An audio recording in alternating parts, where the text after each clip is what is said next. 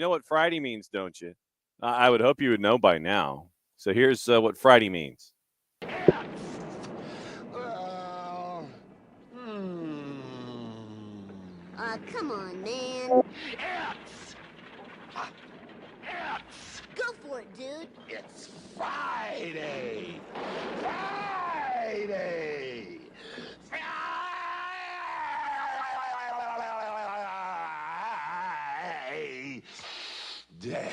Indeed, it is. It is Freestyle Friday here on SDHAM. John here, you there. We might have it. Literally, we might have to kind of hang on to the lamppost this morning. The siren song is out. We don't know who's going to be here. We have an idea who's going to be here. Let's all be pleasantly surprised together. So we'll find out about Club World Cup. The round of 16 is set. We do have a request for you coming up in opening kickoff. We'll just kind of let it be opening kickoff. Guests might be parachuting in who had a lot to do during Club World Cup in the group stage. And we'll talk about it and kind of turn that into a quick go-around. We'll see if our friends from Beyond Goals Mentoring are not touring the planet and doing soccer for good at 9:30. 10 o'clock, we'll start to get into the weekend that will be in Major League Soccer, and we may have another guest drop by there to discuss everything going on currently on the planet with All-Star, Atlanta United, so on and so forth. And then 10:30, obviously, we can whip around patent pending, trademark coming soon, or hopefully rather than later. So this could be truly a show of chaos, not just an hour of chaos, but a show of chaos with all the guests and information that hopefully we can give you over the next couple of hours. Morning four card. So four card is first one in the barn this morning. So it is the boss's birthday. And we decided this morning, and I have three stages. No, this is not opening kickoff. There are three stages of gifts for the boss. And I have to go out and get stage 3. Stage 1 is already in the house. She doesn't know where it is. It's hidden because we have a party later, and we will give it to her then. Stage 2, which is 2A and 2B, is in the house. That will be given to her at the party as well. And so stage 1, stage 2, they are in our possession. Stage 3 is not. It is more of a symbolic gift of the group, and we're going to go grab that later today, early this afternoon, and that will be presented to her before the party for symbolic reasons. And so, well, yes, four-card true, and four-card does, in fact, remind us that, yes, every show is chaos. This one might be more guest chaos and guest allotments than anything else when it comes to the information that we try to get you set for the weekend for. That with all of the tournaments going on, we knew this was going to be the spring of soccer and the summer of soccer, but this one, if everything works out, this one could be a true show of chaos and not just, with guests, not just informational chaos. But the boss's third gift is more symbolic. We have a big party tonight, and so that will be what's going on. It is a 0 birthday for the boss. I'm not quite to 0 birthdays. I'm late in my decade of particular numbers, but I still have another couple of years before I get to my next 0. The boss is hitting her 30, by the way, and we're having a party tonight. So stages 1, gift stage 1 and gift stage 2, they're already in the house. Morning, Alex. And so we're getting ready for that. I'm trying to figure out how to best conceal and not tell her where they are. One is electronic, and so that one's pretty easy. The other one she's going to have to try and find, and she's not allowed to go in certain places of Office HD, so she can't locate it unless she sits there and dives in and tries to find it. So boss's birthday is tonight. If you are a follower of her or share conversations with her on social media, please reach out and wish her a happy cumpleaños today. So that's probably the biggest story of the day, is that it's the boss's birthday. And we'll let you know on Monday what's going on and how tonight went with the boss, et cetera, et cetera. Okay. Opening kickoff brought to us by our friends Kickoff Coffee and kickoffcoffeeco.com. That's your QR code right there. For those of you that want to start your day with coffee, you can kick off coffee and kickoffcoffeeco.com. Once again, you hit that QR code that gets you into Kickoff Coffee. Don't forget to use the code Soccer Down Here 15. You get 15% off your purchases. They in turn take 10% reinvested into youth games, youth initiatives, brought to us by our friends at Kickoff Coffee and kickoffcoffeeco.com. Okay, public service announcements. Remember, we've got a couple of matches coming up this weekend at Mercedes-Benz Stadium, and they're pretty cool. You've got Sunday, Tuesday, Messi and Friends and PSG, and then you have Monterrey and Dortmund. So, fancy graphics time. Get this right there. PSG and Messi and Friends. Noon kick 2 days from now. So 51 hours-ish from now, 50 hours and 50 minutes. You can go and see PSG and Messi and Friends noon at Mercedes-Benz. Once again, round of 16. I will be intrigued to see what the lineup looks like for PSG. We kind of know it's going to be all the heavy hitters for Messi and Friends. So once again, if you're not in the building yet, go to FIFA.com/tickets, and you can get tickets to this particular matchup, PSG and Messi and Friends. Then 2 days later, you got this one, Dortmund and Monterrey. I know I uploaded the wrong video speed, by the way, video size. So Dortmund and Monterrey, 9 o'clock. It's the late game on Tuesday.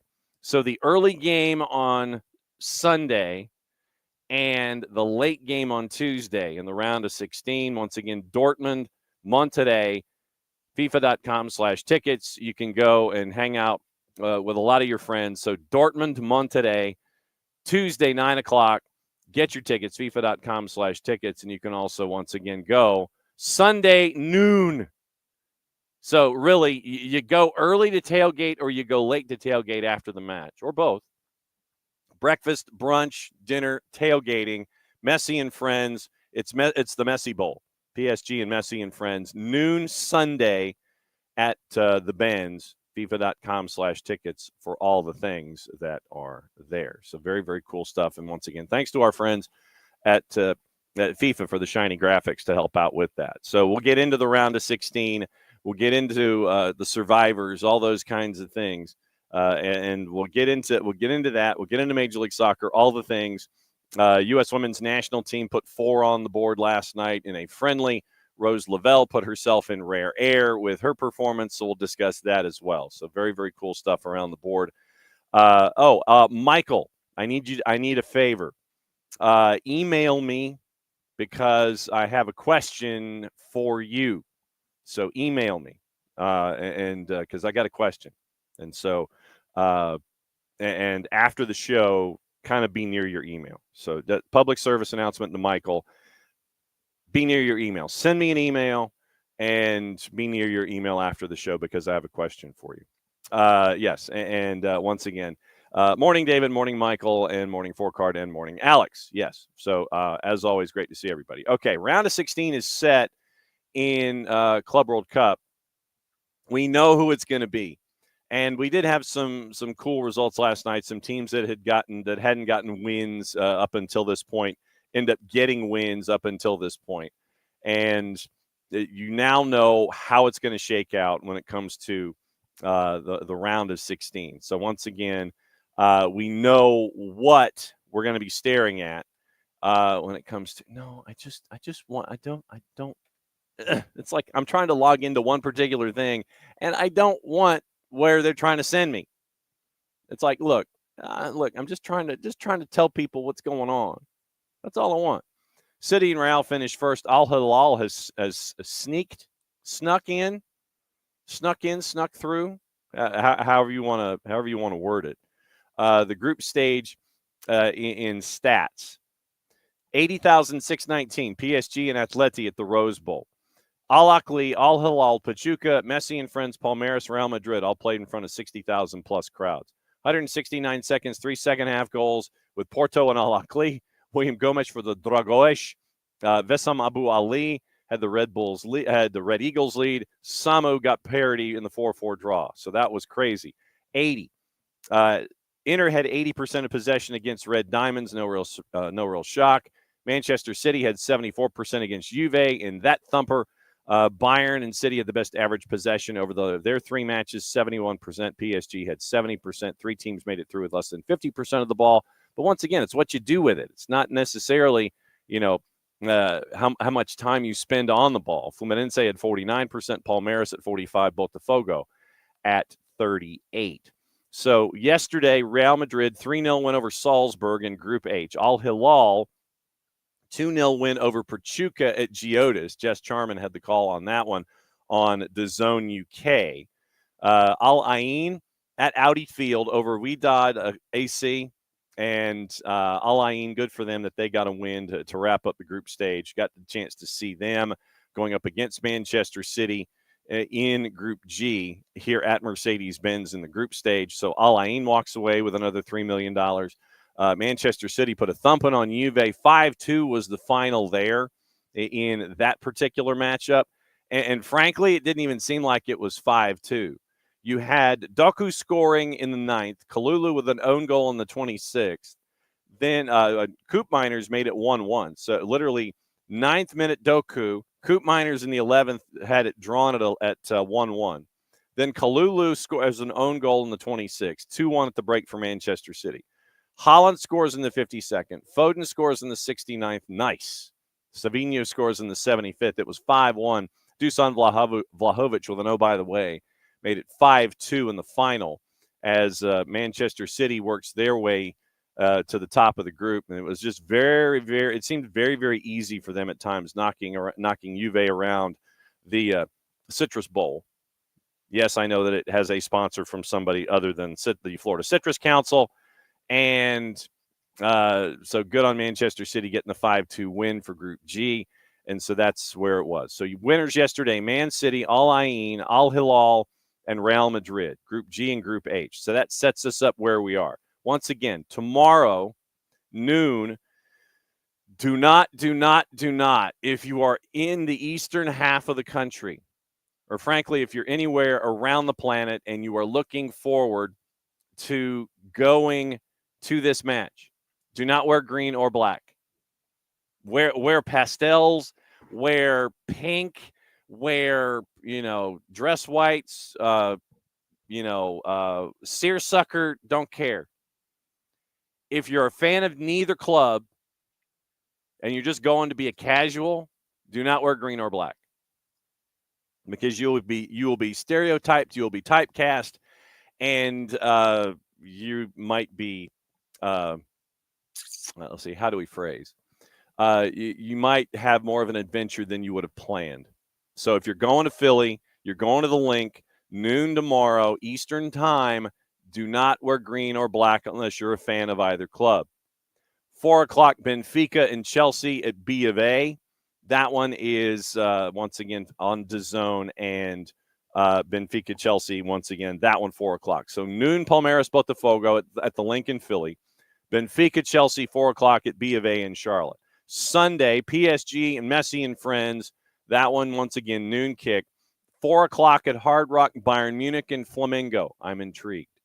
Monday, Inter and Fluminense in Charlotte, 3 o'clock.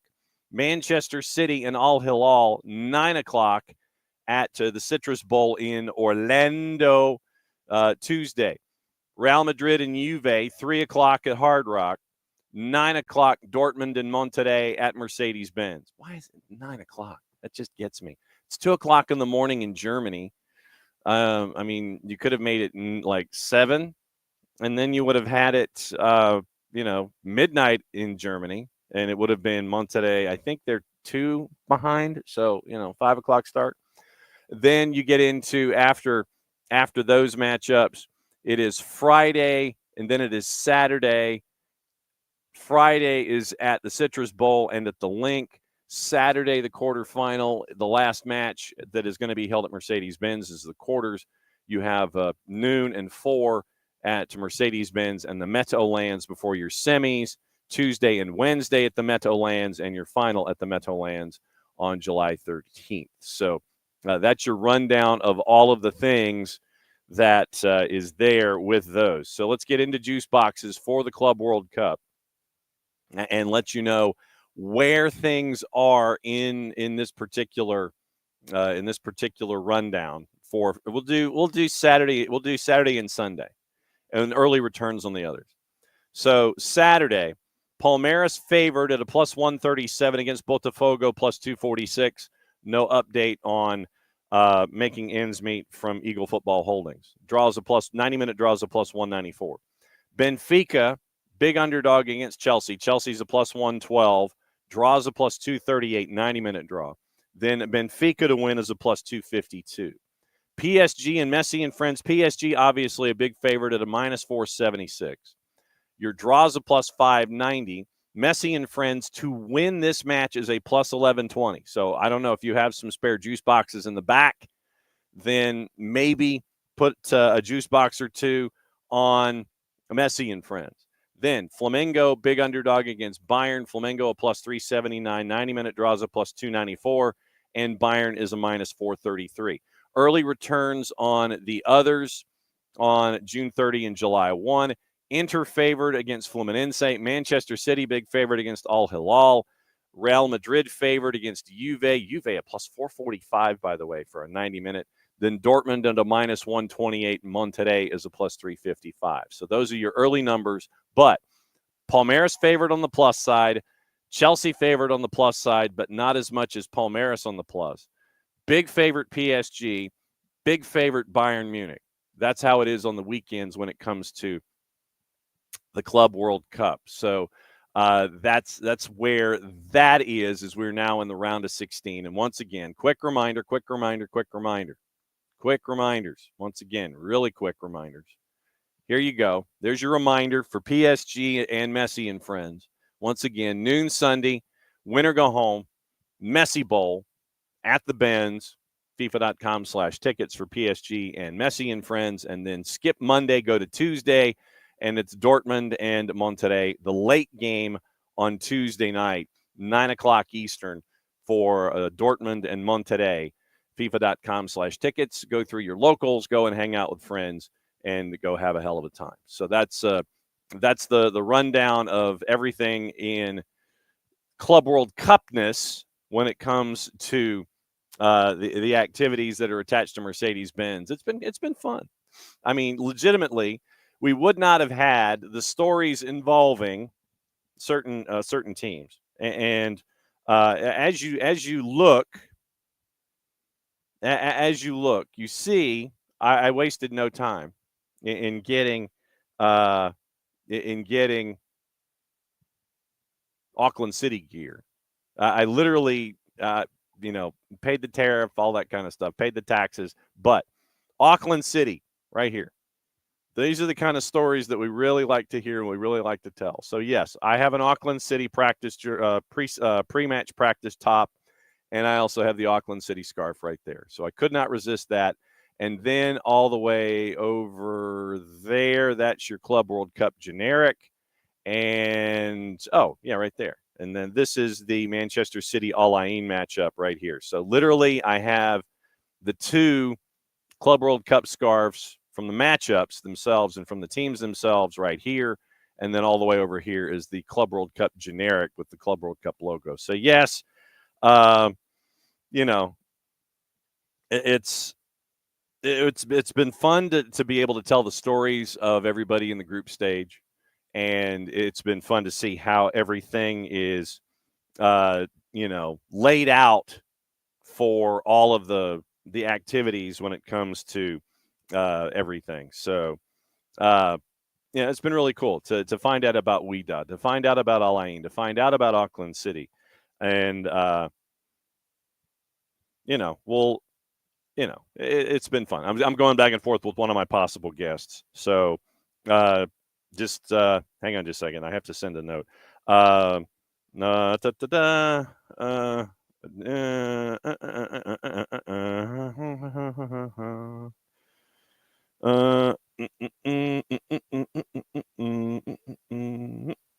right. So one of the guests is fighting the airport, and it would be in hour number 2. So we'll see if our guest can make it through the airport and join us in hour number 2. Otherwise, the guest will join us on Monday. Okay. All right. U.S. women's national team. Let's go there. Because, like I said, the other guests that we have planned traditionally will be talking about things Major League Soccer, and Major League Soccer. So last night, the women's national team kind of took it. They had a friendly on the board against Ireland. 4 different players, starting 11, 2 debutantes, 6 players that were new. So you had 6 players, 10 or fewer caps, 2 debutantes in the starting 11. Avery Patterson gets her first goal. Women's national team scoring from a short corner. Sam Coffey got the lead to 2-0 just before the half. 8 minutes into the second half, Rose Lavelle scores her 25th goal for the U.S. to make it 3-0. And then Alyssa Thompson gets the scoring capped dribble and a shot and just inside the box to make it 4. From our friends at Soccer America, and it's from our buddy Theodore Lloyd Hughes. One of the most dominant USWNT matches in recent memory. Second half, Ireland appeared fatigued and worn down. Outshot their European visitors 26-1. 68% of possession, 91% of the passes completed.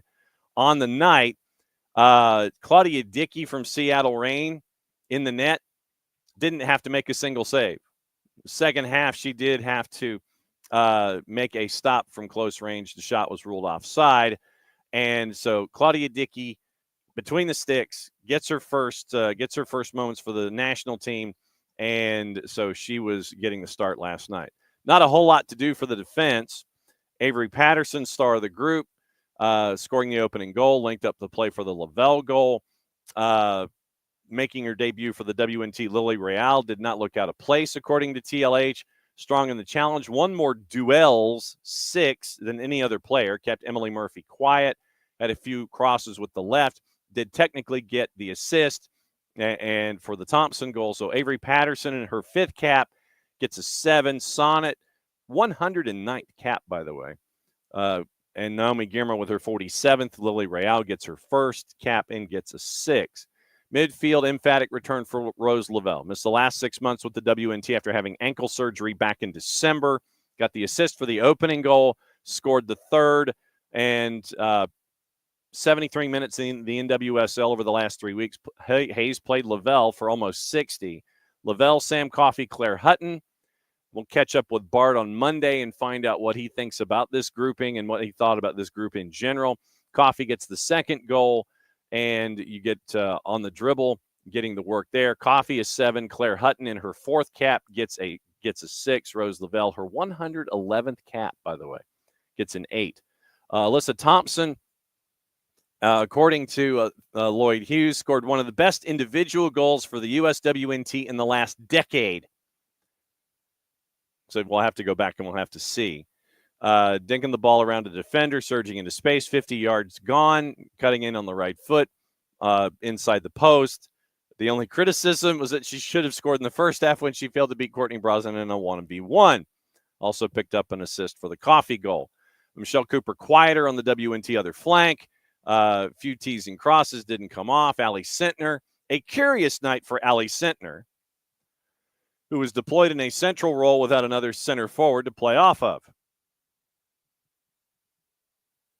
So you have that to pay attention to. Nothing like people texting during a show.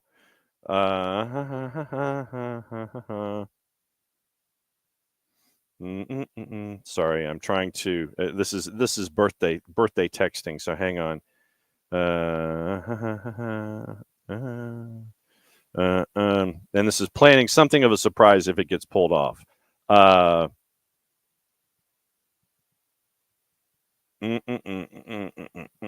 Okay, so let's see. All right, so answering text in the middle of the show. Okay, best moment, cut back face, and then get the assist for the goal. So Cooper and Sentner each get 6s. Alyssa Thompson gets an 8. Substitutions, Olivia Moultrie had 30 minutes. Giselle Thompson came on, got 30. Jordan Bugg made her USWNT debut, replacing Naomi Guillermo with 17 on the clock, became the 3rd debutante of the night, 22nd since Hayes took over in June of 2024. As we know that this is what the shtick is with Emma Hayes. She wants to see not just 1 through 11. She's looking at 12 through 26. So that's what you're staring at with Emma Hayes here, looking at 12 through 26 as you go. Moultrie is 6, Giselle Thompson, Lynn Biendolo, Jordan Bug each with 5s, Yasmin Ryan in her 10th cap, and Emma Sears each with cups of coffee and no ratings. Avery Patterson joins Jenna Neisler as one of the only 2 defenders to score a goal in their first 5 appearances for the WNT in the last decade. Rose Lavelle gets her first goal for the WNT since January 2023 against New Zealand. WNT takes on Ireland again Sunday in Cincinnati at 3 o'clock Eastern time. So that's your WNT update. So now it is time to get our BGM update. We go from the WNT to the BGM and find out what's going on and find out if Rhode Island FC is scoring goals. And this is where we bring in Michael Parkas. So are they scoring goals, Cap? Negative. What? Negative. We got shut out last week 2-0. What? No bueno. I mean, come on now. If you were in that locker room, I mean, what would you be discussing with them? This is outside of Kano. This is not any kind of Kano discussion, but it's like, what would you be talking to those players about? It's like put the biscuit in the basket kind of a thing. I mean, so what kind of conversations do you have when you have an offensive drought like that? Yeah, I'm just trying to give them confidence. Maybe let them score a little bit in training. Just let them know that, hey, it'll happen type thing. I'm not going to give them any advice because the last thing a striker wants is a defender to tell him how to put the ball in the back of the net. Yes. Right. True.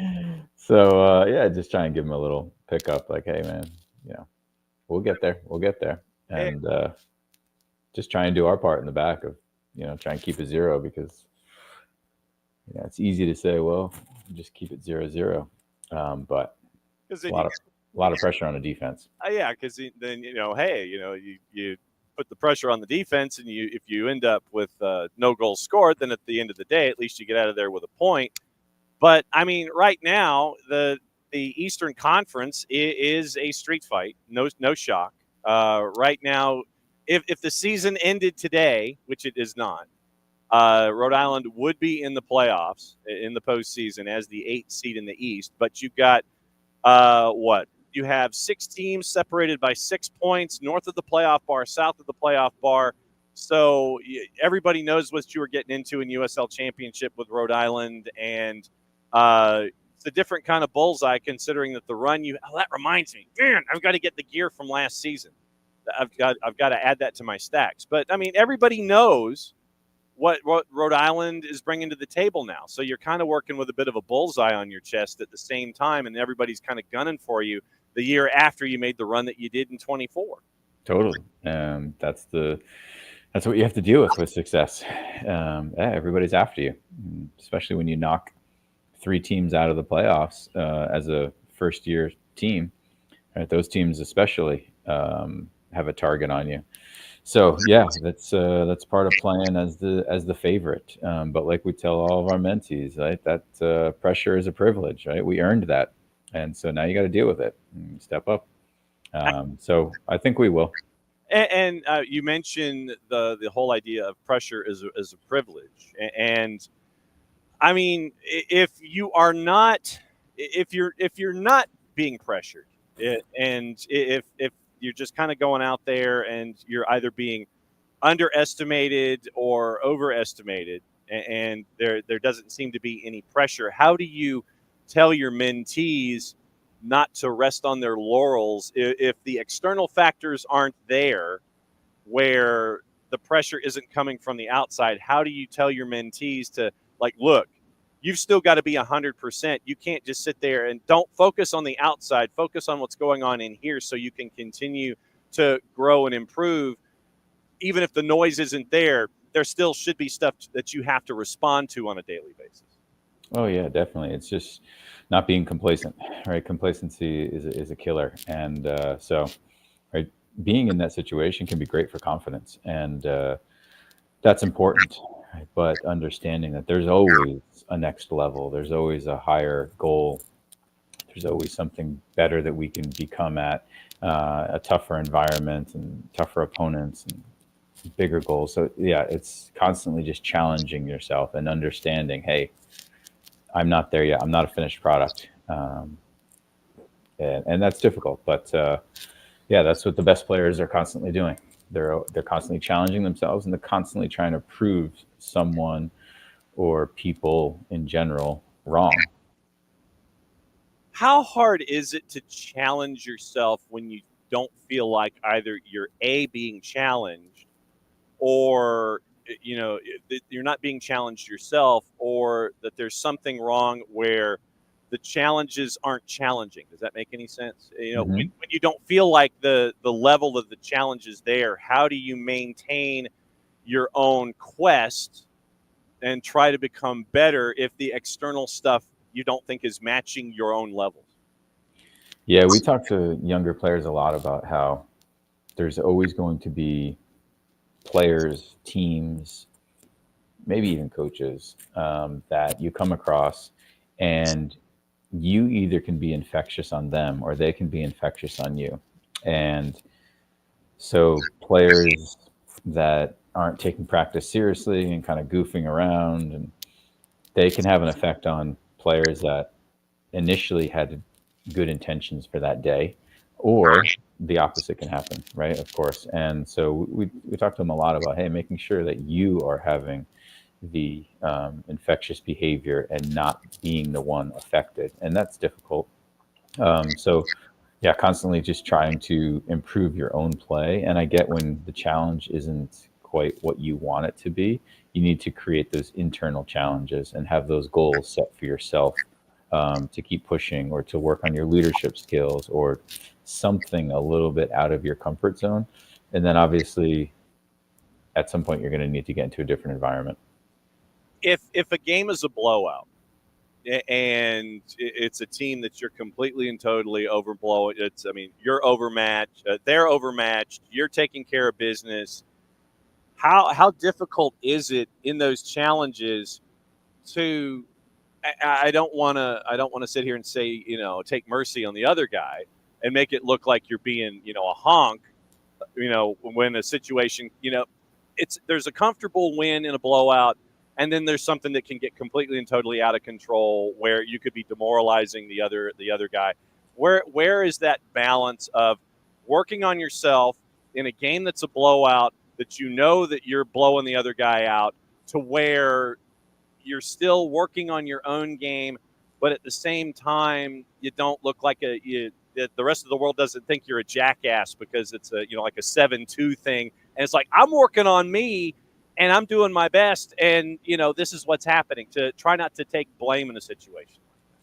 Yeah, I think there's a difference between really stepping on the gas and um, trying to embarrass an opponent versus, hey, you're playing the game the right way. And I think that's the biggest thing in the opponent in a blowout is to still have the respect for the opponent.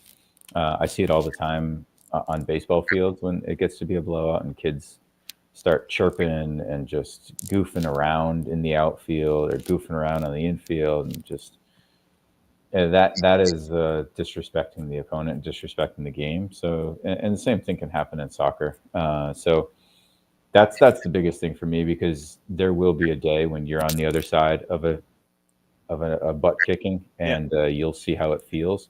And when the other team maybe unnecessarily scoring goals, but they're still doing the things that made them successful, as far as being organized and communicating and passing the ball well. You can do a lot of things and still not run up the score. Um, that's part of it. You mentioned respect and chirping and disrespect and those kinds of things. I know that we have generational disconnects, and I'm 702 years old, and I probably look at things a little differently than a lot of folks. But how much respect do you see out there with your mentees, and respect and understanding of what they need to work on, and how much correcting has to be done with those of the ages of your mentees, where they have to be steered back and not be disrespectful and chirping, and because I know chirping can have its positivity at points, but how do you sit there and steer them away from the negative aspects of chirping and showing disrespect? Is it something that you have to work on at all and address? Here and there, but it's rare for us, and maybe that's just the players that are coming to us, and but we've found it pretty rare. There is an occasion where a parent is honest and says, "Hey, my kid's got this going on, and I can't get through to him, and need some help in that regard." So there has been the instance where we're trying to let them know how to have respect on the field and why it's important to have that respect. And um, but it's not too often.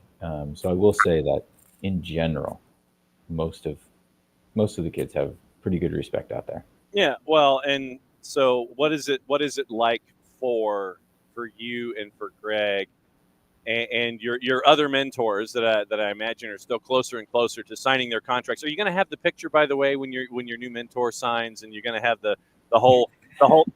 Are you going to have like the contract and the BGM background and the looked up and the smile and I look like I'm signing the contract and I'm smiling at the camera. Are you going to have that signing, by the way, when you have your new mentor?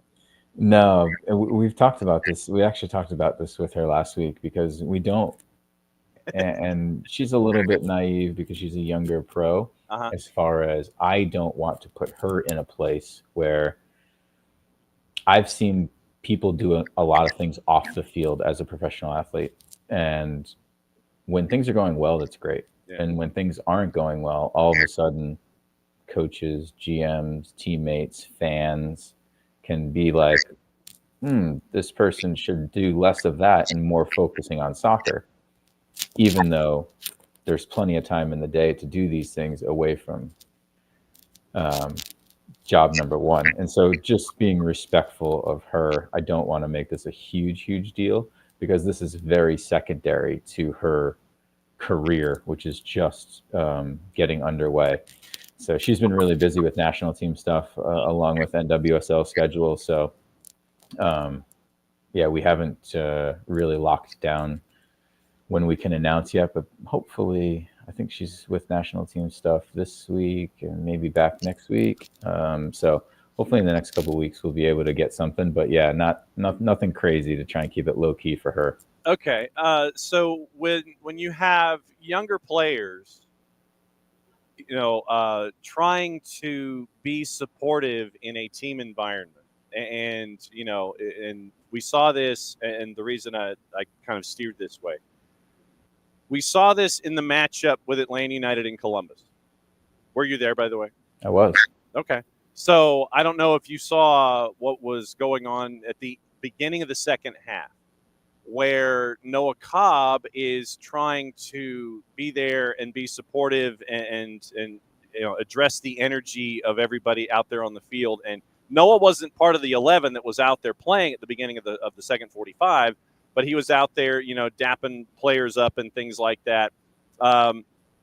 When it comes to that kind of behavior, what's it like for you to see someone who isn't, regardless of age and level and experience, to see someone who's not a part of the starting 11 sitting there and trying to raise the energy level up of your teammates in a situation like that? What's it like for you to see a younger player take that mantle and address that issue and sit there and it's like, okay, guys, beginning of the second half, let's rock and roll. What's it like for you to see that kind of activity from a younger player? Yeah, it's nice. It shows maturity. It shows a level of care. Right? So many players are just in it for themselves. So it's easy when you're on the bench to be like, ooh, well, in a blowout like that, whew, thank God I'm not on the field. Yeah. Or obviously the other way is to be upset that you're not on the field and upset at the coach and upset at the other players that I'm not getting my chance, and you kind of stick to yourself. And that's definitely what I see from at least one player on the Atlanta United bench. But yeah, that's just the type of person Noah is. So I'm not surprised. But yeah, that's great. It's great for the team because they needed some energy, and he obviously saw that and was trying to do whatever he could. Yeah. Well, and I mean, and that can be taken one of two ways, and you hope that it's taken in the most positive way possible. Where, and I know that in some circles, and I'm gonna step away from Atlanta United, I'm fairly certain that there are veterans in some situations, regardless of where you're talking, It's like, well, what is he? What is he doing? It's like he's not out here. What is he doing? I'm going to focus on me, and then that negativity, continues to fester in those moments. But I would imagine it would take a true professional to understand where that player is coming from, regardless of level of experience, about trying to make sure that the messaging is best and that the effort is the best heading into that situation where you can improve your lot in that second 45, say. Yeah, for sure. And I think that a lot of it is timing, a lot of it is personality, right? Who is it that's saying it? Their energy level. Um, you can tell a lot as a player of where this is coming from. Is it genuine? Is it real for the team, the energy wise, or is this selfish somehow? Right. And it's one thing if he's trying to, from the side of the field, get somebody going right after you give up a goal and kind of like pick somebody up or something, like then the guy on the field might be like, F off right now. But if you're coming off of halftime, it's purely just to get the energy going type thing. And I think that players know that Noah, by the way he carries himself, is a genuine person and wants the team to do well. So I think those little things make a difference, right? If it was a player that has a bad attitude generally and is doing it, you kind of shrug it off and be like, dude, go back to the bench. I don't need it right now. Yeah. But yeah, so and that's why character and holding yourself well is important, because in moments like these, you're viewed differently based off of your character and how things have been portrayed over time. How many discussions do you have with mentees about their character, whether it's an adjustment or a reinforcement? How many conversations do you have about character specifically with your mentees? A ton.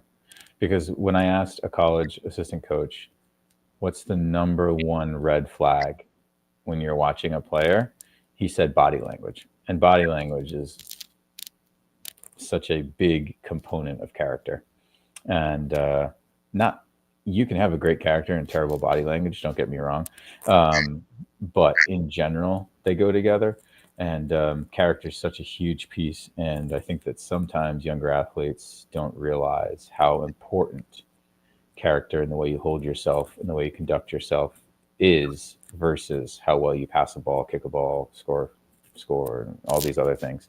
Right? Of course, those things are important, but you can do those well and have terrible character, terrible body language, and you will not have the opportunities that you would if those things were different. How many, and I'll go back to the great character, poor body language thing in a second.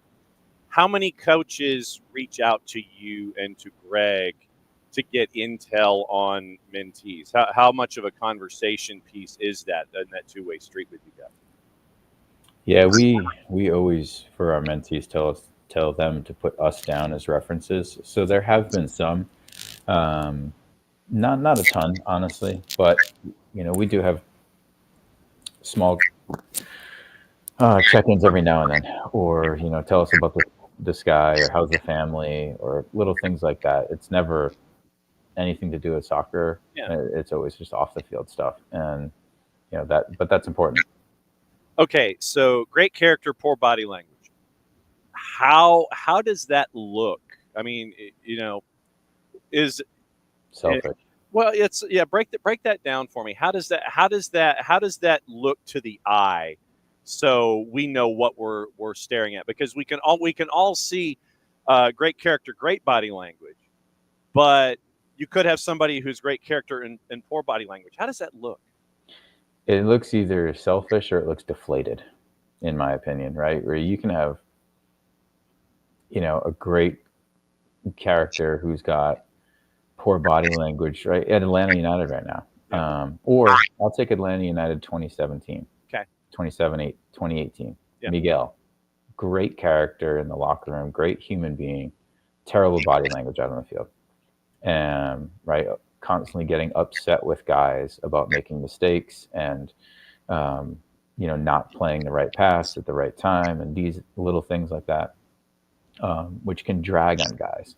And, that was addressed, and he got much, much, much better about it. And now I think his body language is way, way better in general.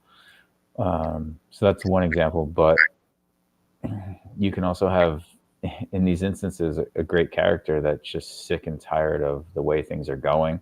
Yeah. And that's kind of normal in this regard. Yeah. But I did see, like, even Brad's body language on Wednesday was good, right? Even if he's constantly, like, he knows he's got two homegrowns in front of him, right? It's not going to be perfect. Things have not been good. So anytime he had the opportunity to pat a guy on the back, say good job, right? He was doing it, right? Even after he makes a big save, like, hey man, whatever he's saying, but it looks positive. He's trying to bring positive energy instead of just, another one I got to dig out of the back of the net, right? And that's difficult. It's really difficult, especially when times are like they are right now. I was going to ask, how hard is that to continue to I was about to use the word spin, but that's not right. To lean into the notion of finding a positive, finding encouragement, making sure that those younger players or the inexperienced players that are out there having to perform in a situation so they don't get dragged down into a negative in a situation that's already negative. How hard is that to try and be positive, find a positive, and be encouraging in a situation?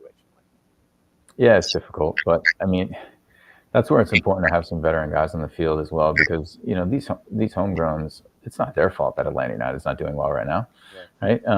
It's not expected that these guys are going to lead the team and these players are going to be the ones that are going to turn things around or whatnot, right? They're taking the brunt of it, especially being on the back line.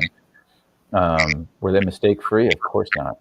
Do you expect them to be mistake free? No. And anyone can go to Columbus and get embarrassed. That's a pretty easy place to go and get embarrassed. And so, I think Brad understood that and knew that, okay, it's not on these guys. Right? It starts a little higher up the field. Maybe it starts with the approach from the team and the energy and things. There's a lot going on there. So, that's why it's important to have, some veteran guys that can pick these young guys up and let them know, hey, keep going, man, keep going. This is a learning experience. It's not on you. Learn from it, and try and find those small little positives. At MF Parkhurst on the 280 character app, at BG Mentoring on the 280 character app, BeyondGoalsMentoring.com, and the Friday Free Kick with our buddy Michael Parkhurst. How frustrating was it for you to go to lower.com and see what you saw out of Atlanta United in the midweek? Yeah, it's pretty crazy. I was thinking about it. Were you mumbling words, that you shouldn't be saying publicly under your breath at points? No, it's just no, because it wasn't all that unexpected, to be honest. Right? I think that the way things have gone, and shoot, I see Columbus play pretty often. They're a very good team, and but that being said, that was every bit of a 3-0 scoreline at halftime, right? It could have been 5. Yeah. It really could have been. And, maybe Atlanta had a chance. So, yeah, it was tough to watch. And I know that they're trying to fix things and trying to have the right attitudes. And I was at the hotel and got to catch up with a few guys, and energy seemed pretty good and all those things. So, it's tough. It's tough to see. It's tough to watch, and it's never good. I mean, the response in the second half was good. They could have easily made it 3-2 to get back in it. So that was good to see. How hard is it to be patient with what you see the younger guys out there, they're learning and all this kind of stuff. And I know that expectations are one thing, and especially coming into the season, expectations being what they were. But, when you kind of see things, you see younger guys as an alum, how hard is it to be patient? And it's like, okay, let's turn this around. Does that make any sense? How hard is it to see what you see, be patient with the young guys, and hope that things turn around? How hard is that? It's easy to be patient with the young guys. It's the older guys. It's some of the other players that you have less patience for, because like, to be honest, the fans have had patience for the last 5 years. So it's running out, and there's been moments for sure in between there, but not enough. Yeah. And I think that the club realized that, and that's why they spent a ton of money in the offseason. And when that doesn't turn to results, obviously people get frustrated and guys start pressing and everything. So yeah, it's not good. It's easy to have patience with the homegrowns on the field because it's it's based off expectations. And to be fair, I think a lot of the homegrowns are a lot of our best players in some of the games, right? Will's energy seemed to really turn things around Yeah. um, uh, in the second half. So, he was a bright spot. And it seems like that happens a lot, these games where it's like you come out of it and say, oh, this homegrown or that homegrown was our best player, or the energy. And that's not good. Not good when you've got guys that you've paid 10 plus million for out on the field. And to be fair, I thought Miguel was very good against Columbus. Yeah. One of his better games. And, obviously Latte is really struggling right now. I thought he was terrible, to be honest, and should have had a couple goals or at least more opportunities and things. So, yeah, it's the patience is tough in general for the team, but not for the homegrowns. And you mentioned pressing, and I think that and this is just me who has covered sports and not played it professionally, but I would imagine that pressing is a delicate dance where you're pressing and you don't want to turn it into something where you're pressing too much and too much and too much. You want to press to improve, but in the desire to improve, sometimes you press too much and you go past that point of improving, and it goes the other way.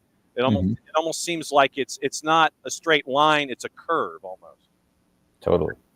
Totally. And the easy example of that is like a striker when they get a big opportunity and they should pass the ball for an easy assist, but because they haven't scored in a while, they try and shoot, and it's not the right option and things like that.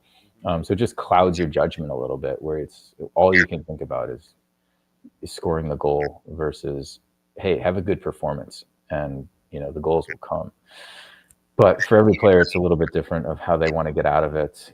Some guys need to get away from the game just a little bit. Some guys need to really work extra out on the field, right? It's just a comfort thing. So it's different for each player. And yeah, I think Latte for sure needs to figure it out for himself. How much did you press at times when you were trying to help correct a situation in any of your professional outings? Did you press a lot? Did you press any? Yeah, there were times I pressed where it was like, okay, hey, I really need to be better. I really need to be more reliable today. I can't have turnovers. Building out of the back. Specifically thinking back to Columbus, my last year of, my center back partner was always changing, and the season wasn't going that well. And it's like in those moments, you want to be someone that team can rely on, and okay, I got to be good today. And sometimes when you press that much, you get a little bit more nervous, and things just don't seem to go your way when you're pressing. We've talked about it before, when things aren't going your way and you give up penalty kicks, or they're not called for you, or the ball bounces off the post and goes in instead of goes out. And it's the same thing individually when you're pressing and you're putting too much on every little moment. Those moments don't go your way as often. And, I would imagine it is probably one of the biggest things to tackle as a professional athlete is correction, whether, not necessarily from yourself, but a team correction and being in your part of it to try and be a part of a larger picture and not be saddled or not put too much of the pressure on yourself to be a part of that correction to where, okay, we can all do this together instead of being an individual. Yeah, I can fix this. And then it turns into more and more and more of a problem because you put too much of that responsibility on yourself trying to fix something. For sure. 100%. Yeah.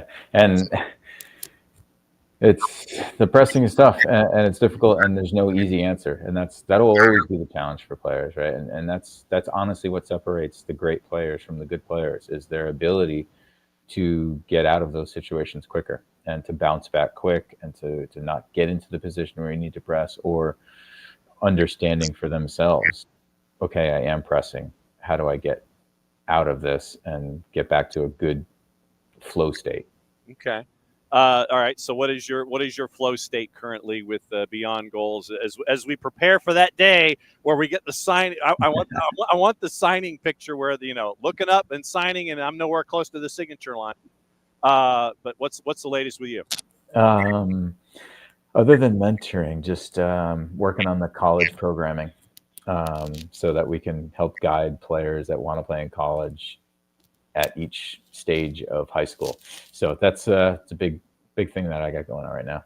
Okay. All right. It's that time where we welcome someone else into the stacks, and we'll see what's going on. So let me bring in the new camera here.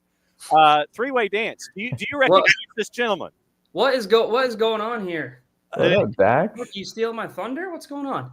Uh, I'm stealing your thunder. Well, Dax, traditionally 9:30 on Friday mornings when they're not conquering the planet, we usually have Greg Garza and Michael Parkhurst on to talk about mentoring and what's going on in their world in Rhode Island FC and lack of offense and things like that.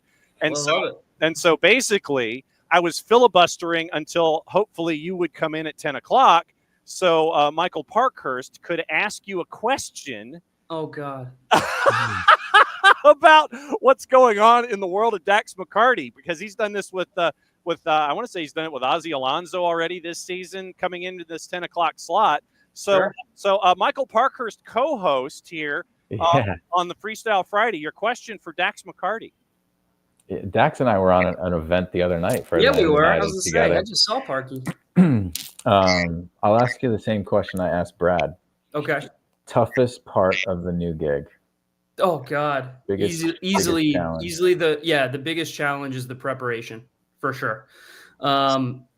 It's funny because when you play in MLS for as long as I did, or as long as Parky did, there's maybe this preconceived notion that your knowledge of the league and what you already know about it, it's just going to be like riding a bike. You just step off the field and it's like the conversations that we had, Parky, like in the meal room at breakfast or at lunch, where we're just talking shop, right? We're talking about the opponent and tactics. That's so easy just to do it with your teammates, because you're unfiltered. You give your strongest opinions and you exchange ideas, and it's so easy.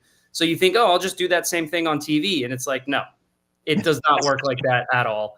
You want to still give your strong opinions. You want to be as unfiltered as you can be, but you also have to prep, and you have to prep significantly more than I think what my initial anticipation was, because talking with no pressure, with face-to-face with someone who you're close with, is a lot easier than just going on TV cold and being like, all right, here's why Columbus is so good. Here's why the New York Red Bulls are so good. You actually need to be able to back that up with the eyeballs, and then also with some data that you intertwine in there. So the preparation is definitely something that threw me for a loop.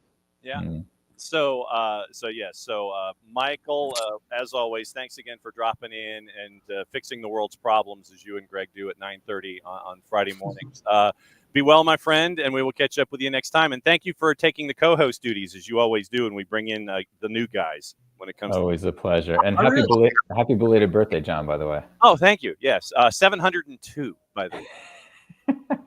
You guys have a good weekend. Archie, you're a legend. I would like to keep seeing you at least once a week. This is a nice moment for me. This is nice. Hey, so then don't be strangers. All right. So Parky's gonna be good and get out of here, and we'll see you soon. All right. Dax, welcome to the chaos that is Friday here on SDHAM. No problem. Thank you. So leading into the conversations. All right. So prep. Michael said that he was at the matchup at lower.com to see Atlanta United. I'm going to throw you right into the fire since he already asked my first question. No problem. Atlanta United and Columbus. Columbus, put a stomping in the first 45. It was 3-0. It ends up 3-1. When you look at, I guess, Columbus, that's expected that they go and they're going to put their foot on your throat, and that's an expected result. When you look at Atlanta United right now, having been with you when you were here and covered you at SDH and your time here in Atlanta, when you look at Atlanta now as someone with Apple TV, what is sticking in your mind about Atlanta United right now? They don't have any cohesion. There's some sort of disconnect. Accessibility shortcuts. Sorry. Wow. There's sorry about that. No worries. There's not a ton of cohesion right now with Atlanta United from top to bottom. I see a roster of players who I see talent. I have seen talent at different moments during the season. But there is just a wild, I think, disconnect between the players and between what their strengths are, what their weaknesses are. They don't balance each other out well. And quite frankly, there's just not a ton of cohesion on the field when you look at what's happening. Look at either side of the field. Defensively, they cannot stop leaking goals. They're one of the worst teams in the league at goals conceded. They give up seemingly multiple goals almost every game. Can't even remember the last time they had a clean sheet.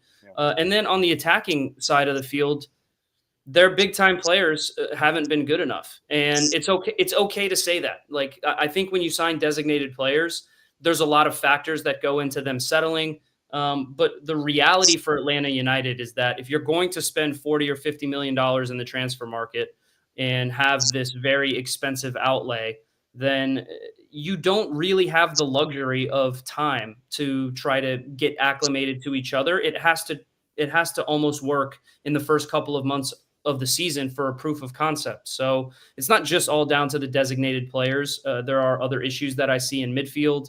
But for the most part, Emmanuel Latte-Lot, Miguel Almiron, and Alexei Miranchuk have not lived up to the price tag. And when you can't score goals and then you can't defend your net consistently, you're going to end up where Atlanta United is, which is outside the playoffs looking in. How frustrating, and I'll go ahead and say you're an alum. You spent time in Atlanta. How frustrating for you is that as an alum of Atlanta United? Well, look at my preseason predictions. I thought that Atlanta United, with a few additions, would be at the top of the East, fighting for a supporter shield. I thought Emmanuel Latte-Lot would be fighting for the Golden Boot. And I think this is just a really good lesson that I think money buys you better players. It always has, but it doesn't necessarily buy you cohesion and success, because there's so much more that goes into it than just, let me just buy a bunch of expensive pieces and see if they fit together on the field. There's a lot more that goes into it. So I've been frustrated for sure, because I actually really love almost everyone that I encountered in Atlanta. It's a really good group of guys in the locker room. I don't know the coaching staff as well. Obviously, I didn't play under Ronnie. I played under Carl Robinson a little bit with Rob Valentino. But I really like all the people that work in the front office, behind the scenes, the kit men, the chefs, the people who sell tickets. Everyone there is really pleasant and really, really wonderful.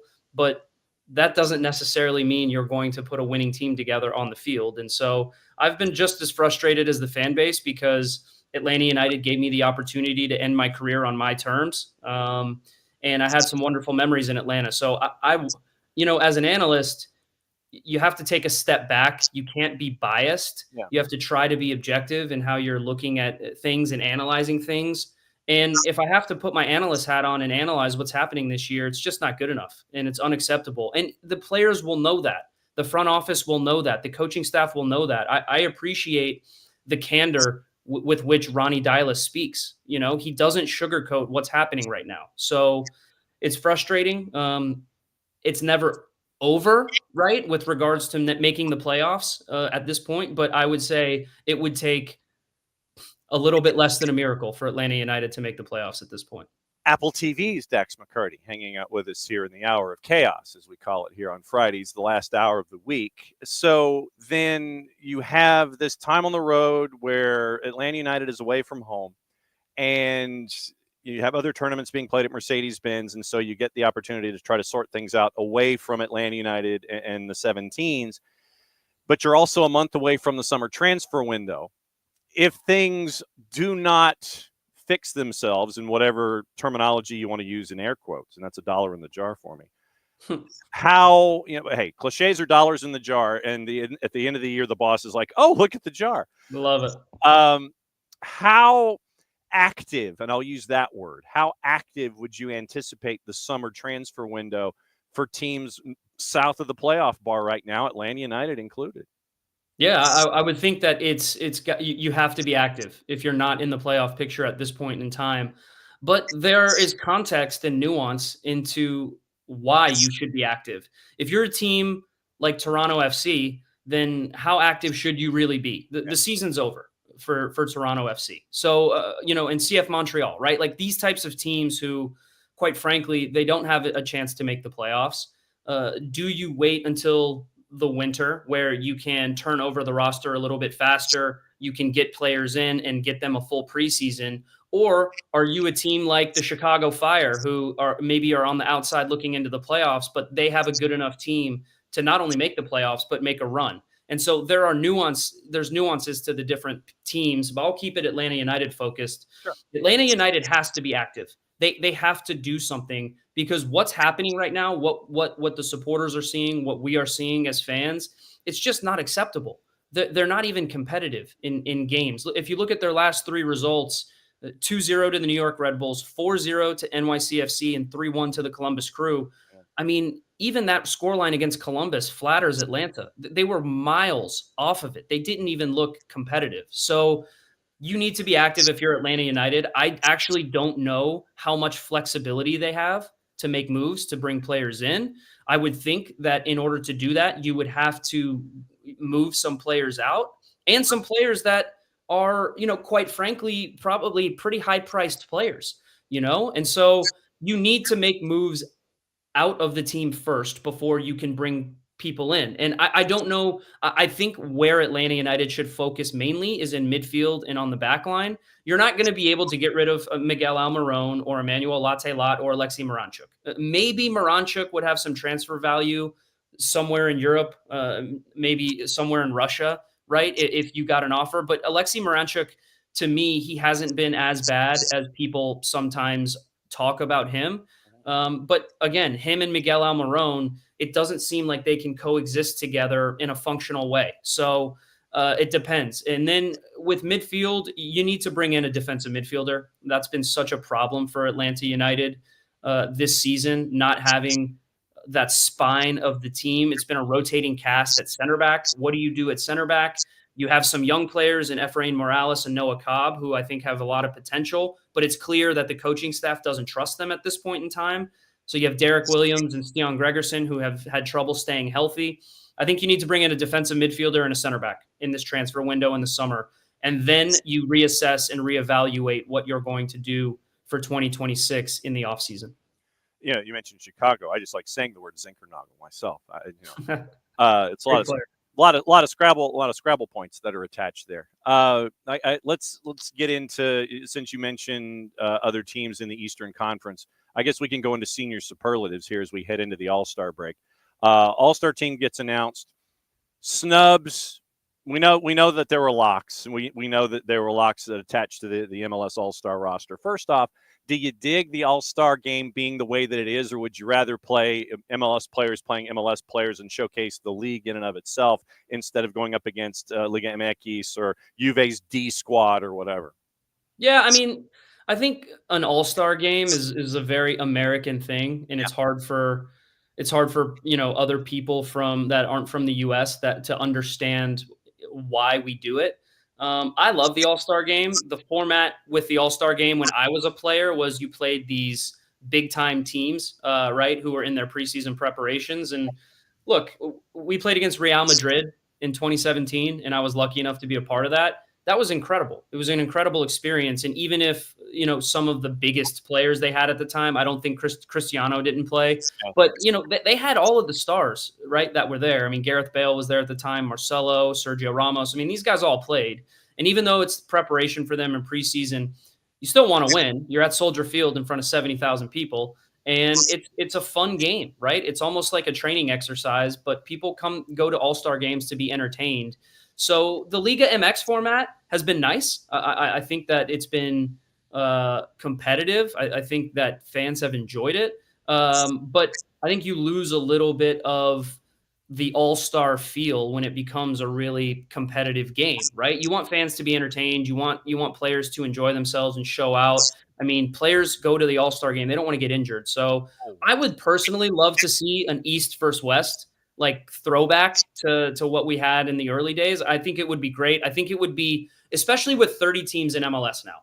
You have so many players who are deserving. I mean, you could go the 26 All-Stars, I think all deserving. Sure. You could have another All-Star team of 26 players who would all be deserving as well. So it's difficult for players that have missed out. I mean, there are so many snubs I can think of off the top of my head. Hani Mukhtar, Sam Surridge from Nashville. They've been fantastic. Pep Biel from Charlotte. Martino Hayda from Orlando City has been wonderful, right? Andrew Gutman, Dan Lovitz, Kai Wagner. I mean, I'm just naming fullbacks here who have all been deserving to get recognition in an all-star game. So I definitely see the novelty and the functionality of doing it Liga MX versus MLS. I think there's a lot of synergy right now between those two leagues when you look at Leagues Cup. But yeah, the All-Star game is always going to be fun. I'm looking forward to it. It should still be really fun this year. And, as we sit here and look at senior superlatives to this point of the season, who has been your biggest surprise team-wise that is north of the playoff bar currently, since we've talked about Atlanta United and below the playoff bar? Biggest surprise north of the playoff bar for you this year? Is there one? Yeah, that's not even close. It's San Diego. My expectations for San Diego going into the season were low. I had them, I think my preseason, which, by the way, preseason predictions suck. No one can get them right. So I just didn't give them a ton of credit because of the fact that I was skeptical about their backline. I was skeptical about their goalkeeping situation. And quite frankly, I didn't think that they had a striker to be able to thrive in that attack with Dreyer and Lozano as wingers. They have blown the doors off of every expectation that I think anyone could have of them right now. I think they're sitting first in the West at this point in time, which is nothing short of insane. And the way that they have played, they're completely breaking the model for how an expansion team can come into MLS. They play beautiful soccer, they play entertaining soccer, and they play effective soccer, and it gets results. So I think if you put together a formula of like what is the perfect expansion team, expansion season, San Diego's living that right now. And so I know there have been other expansion teams that have been great. Chicago Fire back in the late 90s, obviously winning. I believe they won the double. I know they won MLS Cup. But LAFC, right, Seattle, even Atlanta United, when they first came into the league, I mean, really took the league by storm. The way that San Diego's doing it has been so impressive. Anders Dreyer right now is the MVP in Major League Soccer if the season ended today. That's not a hot take. That's just a fact. But I've been so impressed with Mikey Veras and everything that San Diego's done. No doubt about it. And I'm right there with you. I was looking at San Diego FC and I was sitting there going, I don't know. Yeah. And they have absolutely just sat there and they wagged the people's index finger at me. And they were like, not so fast, my friend. Oh, yeah. Before you get out of here, and first off, thank you for doing this. And now that you have the garage door opener and know where the key is under the mat, you know that you can crash here on Fridays at any time and sit there and shoot, at 9:30, if there's ever a Greg Garza or a Michael Parker sighting and you sit there and you go, oh, I want to crash on that segment. You can. Awesome. What is your best, and Kevin Egan is one of our A-listers as well. What is your best Kevin Egan story to this point of the season about life at MLS 360? Oh, Kevin Egan's the best. I genuinely, before I say any story, I genuinely feel like I could not have gotten more lucky being able to walk into MLS 360 with the crew that we have, me knowing Bradley Wright Phillips and Sasha Kleshchen well already. I know Kaylin Kyle as well. I knew her before this. But Kevin Egan is probably the person I didn't know the best out of everyone. And he's been probably my greatest asset in terms of helping me acclimate to a new life. We lived in Atlanta together for those 6 months where I stayed in Atlanta until May, and we were on every flight together up to the studio. And just being able to have him as a sounding board and to pick his brain on things that I was curious about, things that I needed help with. He's one of the most selfless individuals that I've ever met. And he just wants everyone to thrive. And so he's an amazing person, and he's very good at his job. One of the best hosts I've ever seen. Best Kevin Egan story up to this point. It's not just one single thing that he does. It's just an accumulation of things. He absolutely loves food, and so he's a big foodie, and so he'll whenever we get to the studio, he's always on the hunt for a new restaurant or somewhere to grab a bite to eat. And he's just a great guy. Like there's really no one single particular story that stands out, but it's his preparation. I'll tell everyone, like, for how we prep, right? We prep through the week. And as a host, your prep is a little bit different. But every single day on Saturdays in the hotel before the show, Kevin Egan goes down to the lobby. He grabs a coffee and he grabs like an overnight oats or a bagel or something from the hotel. And he sits in the little cafe area for 6-7 hours before MLS 360. And he's just banging out prep, notes. He's got a notebook. It's very organized. You'll see it next time you watch MLS 360. Look at the desk. Look at the big notebook he has. And that's why I take my preparation so seriously, is because I've seen him do it, and because I see how big of a pro he is. And he's just consistent. He's just a consistent individual who just wants our show to be the best it possibly can be. And without him, he's the team dad. I'll tell you guys that. He's the team dad, and just a great dude altogether, man. So really, really grateful for everyone on our crew, but especially Kev. If my math is correct, and I really suck at math, there will be a moment this Saturday where you will have a 10 box. Amazing. It will be early second half because you have 6 740 kicks and 4 840 kicks. 10 box. I don't know if we've ever had that before. So you'll start with a 6-pack. And you'll go from a 6-pack early second half to a 10 box. And I don't know what to call a 10 box. So, I mean, literally you could be getting critical mass in Kevin Egan's brain with a 10 box and going, we got to go, one of those. I am now officially intrigued about the 10 box and what this is going to look like here coming up this Saturday. Dax, as always, great to see you. Great to have you come and crash the party. Good luck with your 10 box, sir. I wish you nothing but the best success when it comes to the 10 box and everything going on. It's great to see you charging and taking care of everything up there at MLS 360. Do not be a stranger. Once again, like I said, you got the garage door opener. You know you can crash at any time. Sure. So just have a hell of a show, and we'll catch up with you soon, my friend. Thanks for visiting, and don't make this a first time. All right, Sean. Thank you guys for having me. Cheers. All right, there goes Dax McCarty, everybody. So Dax and a 10 box. A 10 box, people. 10. I feel like Ty Dillinger all of a sudden. 10, 10, 10. It's a 10 box. So very, very cool. It's great to have Dax added to the stacks. And once again, Kirk Reynolds at MLS Soccer gets all the bonus points here. Because every Tuesday, I bang on his door. And I'm like, dude. Friday at 10 is the time slot where in a perfect world, we get to catch up with everybody from Apple TV and MLS 360 and all points in between, so we can get acclimated to everything going on in the league as we get ready for the weekend. That was Dax's first time here on the show. And so it's always great to have first-timers popping in. And the fact that we have the crossover from Michael Parkhurst to Dax McCarty at the beginning of the hour, that's always fun as well. But no, as always, thanks to our friends at MLS Soccer and thanks to our friends at Apple TV for letting us kind of pick the brain of everybody. And so having that early conversation with Dax McCarty about Atlanta United and about what he thinks about what's going on with Atlanta United and the issues and what he would do and what to look out for coming up in the next month or so. We'll keep an eye on all of that. We could have gone a lot longer with Dax, full disclosure, because we barely scratched the surface. But to find out what it's like for him to be there on TV and what it's like for him to dance around with Sasha and Kalen and BWP and Kevin Egan, that was why I wanted to end with the Kevin Egan question. So as always, great to catch up with our friends at Apple TV and studio analyst Dax McCarty.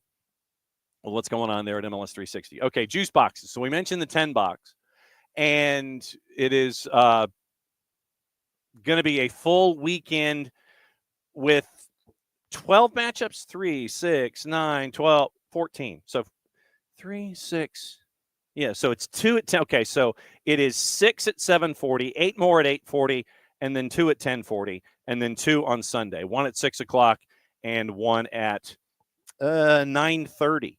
So 9:30, 9:40. So interesting there. So Columbus Crew, Philadelphia Union at 6 o'clock on Sunday. So 6:10, I would imagine. And so we will see if our friends at Major League Soccer have let us know what's going on with what is going on with our analysts and what it looks like and who is going to be where and who's calling what and all of the things.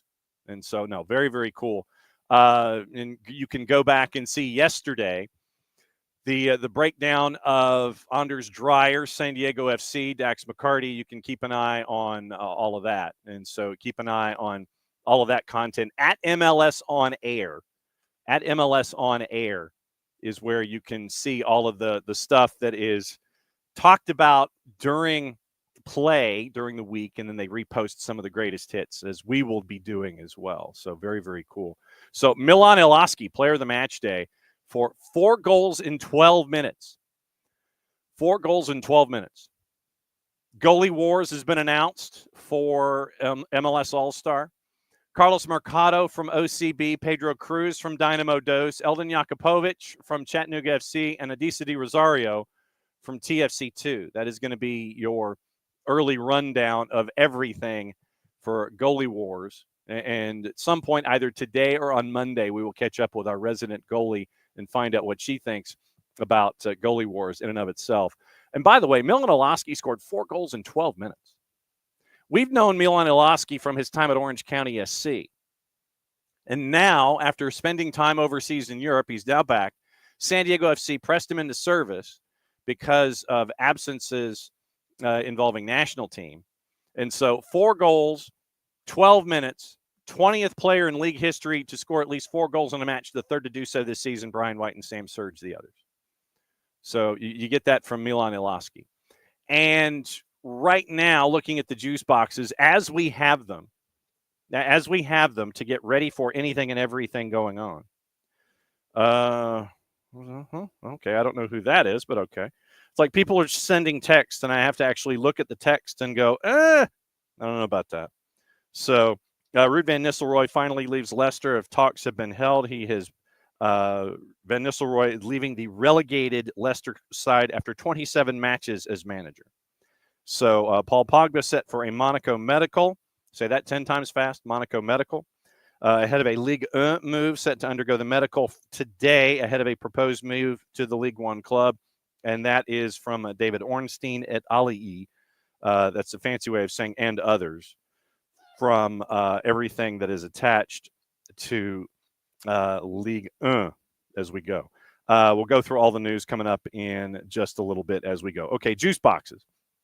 Juice boxes for the 10 box and beyond in Major League Soccer. So we will see if our friends at Pro have announced who the for the crews are for this weekend when it comes to all of the activity. Okay, FIFA Club World Cup assignments. You had Drew Fisher, Michael Barwigan, and Liaz Arfa, who were at the Wydad Al Ain match.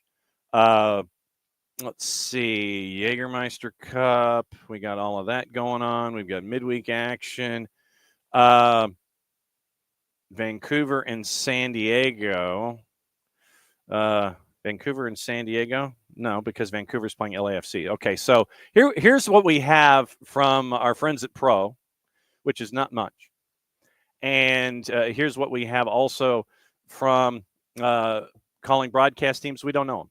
So that's the early update on that. CF Montreal and NYC, 740. And CF Montreal is a plus 189, draws a plus 249. NYC is a plus 135. We'll go over the standings as we have them heading into the weekend coming up at the end of this. DC and Nashville. DC is a plus 244. Nashville's a plus 104. 90-minute draws a plus 263. Revs hosting the Rapids. Revs are a minus 105. Draws a plus 269, and the Rapids are about the same at a plus 266 in the composite, courtesy of our friends at Odds Portal. Red Bulls and Minnesota United. Red Bulls at home, traditionally a very tough place to play. A plus 118. Draws a plus 240. Minnesota United a plus 225. Orlando City, the purple team, hosting FC Cincinnati. They're on the minus side at a minus 103. Draws a plus 272. FC Cincinnati is a plus 254. 740, Toronto hosting Portland at a plus 189. Portland on the road. Portland going from one end of the planet to the other. Portland is a plus 136. A plus 136 on the road at Toronto. 90-minute draws a plus 248. That's your six-pack to start at 740. Then at 840, Chicago Fire hosting Charlotte at a minus 105. Draws a plus 296. Charlotte is a plus 238. Dallas and San Diego. San Diego favored at a plus 110 on the road at the half of a Toyota Stadium because it's undergoing a reconstruction and renovation, getting ready for the World Cup next year. Dallas is a plus 204. Your draw is a plus 288. Also at 840, Houston hosting All Caps at a minus 119. All Caps, I think the new coach bump is kind of gone away. So the interim coach bump has disappeared. It's a plus 282. Draws a plus 291. Sporting Kansas City is a plus 119. Favored at home against RSL, who's a plus 204. Carrie Z on the 90-minute draw is a plus 264. San Jose and LAG, Cali Classico, 1040 Saturday night. San Jose is a minus 114, draws a plus 301, and LAG is a plus 258. Also at 1040, Seattle hosting Austin FC, so it is a battle of the green. Seattle a minus 139, your draw is a plus 269. Austin FC on the road is a plus 376. Two matches on Sunday, 6 o'clock. Crew hosting Philadelphia. Crew is a minus 122, draws a plus 276, and Philadelphia to win in 90 minutes is a plus 309. Late match, LAFC hosting Vancouver. LAFC is a minus 127, draw is a plus 266. Vancouver is a plus 340. And once again, quick reminder, the Atlanta match with our friends at Inter Miami, Messi and Friends, has been postponed until October 11 because of their involvement in the Club World Cup. Once again, we'll get into the Club World Cup numbers. We'll get into Gold Cup numbers. We'll get into all that stuff coming up as we go here. So we have half hour to go, and we'll get into saying hi to everybody and what's going on with all the things that are attached to the visit today. So let me go all the way back to the beginning and say hi to everybody and find out what's on your mind, and we'll discuss that as we go through. Morning Four Card, and morning Alex, and morning Michael. Yes, the boss's birthday is today. So morning David. David with a question. Is the match this weekend the biggest event at the Benz globally? Super Bowl, college football playoff, MLS Cup title, Beyonce, Swifties, got to be up there in the ranks. Okay, so that's the question. That is the QOD. That is the question. Is this the biggest thing going on globally, going on at Mercedes-Benz Stadium with Messi and Friends and PSG? I'd say it's pretty close. So we've had Beyonce, we've had Swifties. I mean, you had the MLS Cup title to match, CFP, Super Bowls. This might be the biggest event at the Benz. I'd say it's pretty damn up there. And then you find out what the next matchup will be in the semifinals on July 5th. You find out what the quarterfinals on July 5th. We'll see what that one looks like. So we'll find out what the quarterfinal is on July when we have the last match in the sequence at Mercedes-Benz Stadium. But right now, PSG and Messi and Friends, that's pretty big. Looking forward to that one on Sunday, by the way. Sunday at noon, and you can get your tickets. And let me go ahead and show that again, because I actually got the graphic to work. So there you go. PSG, Messi and Friends, Noon Sunday.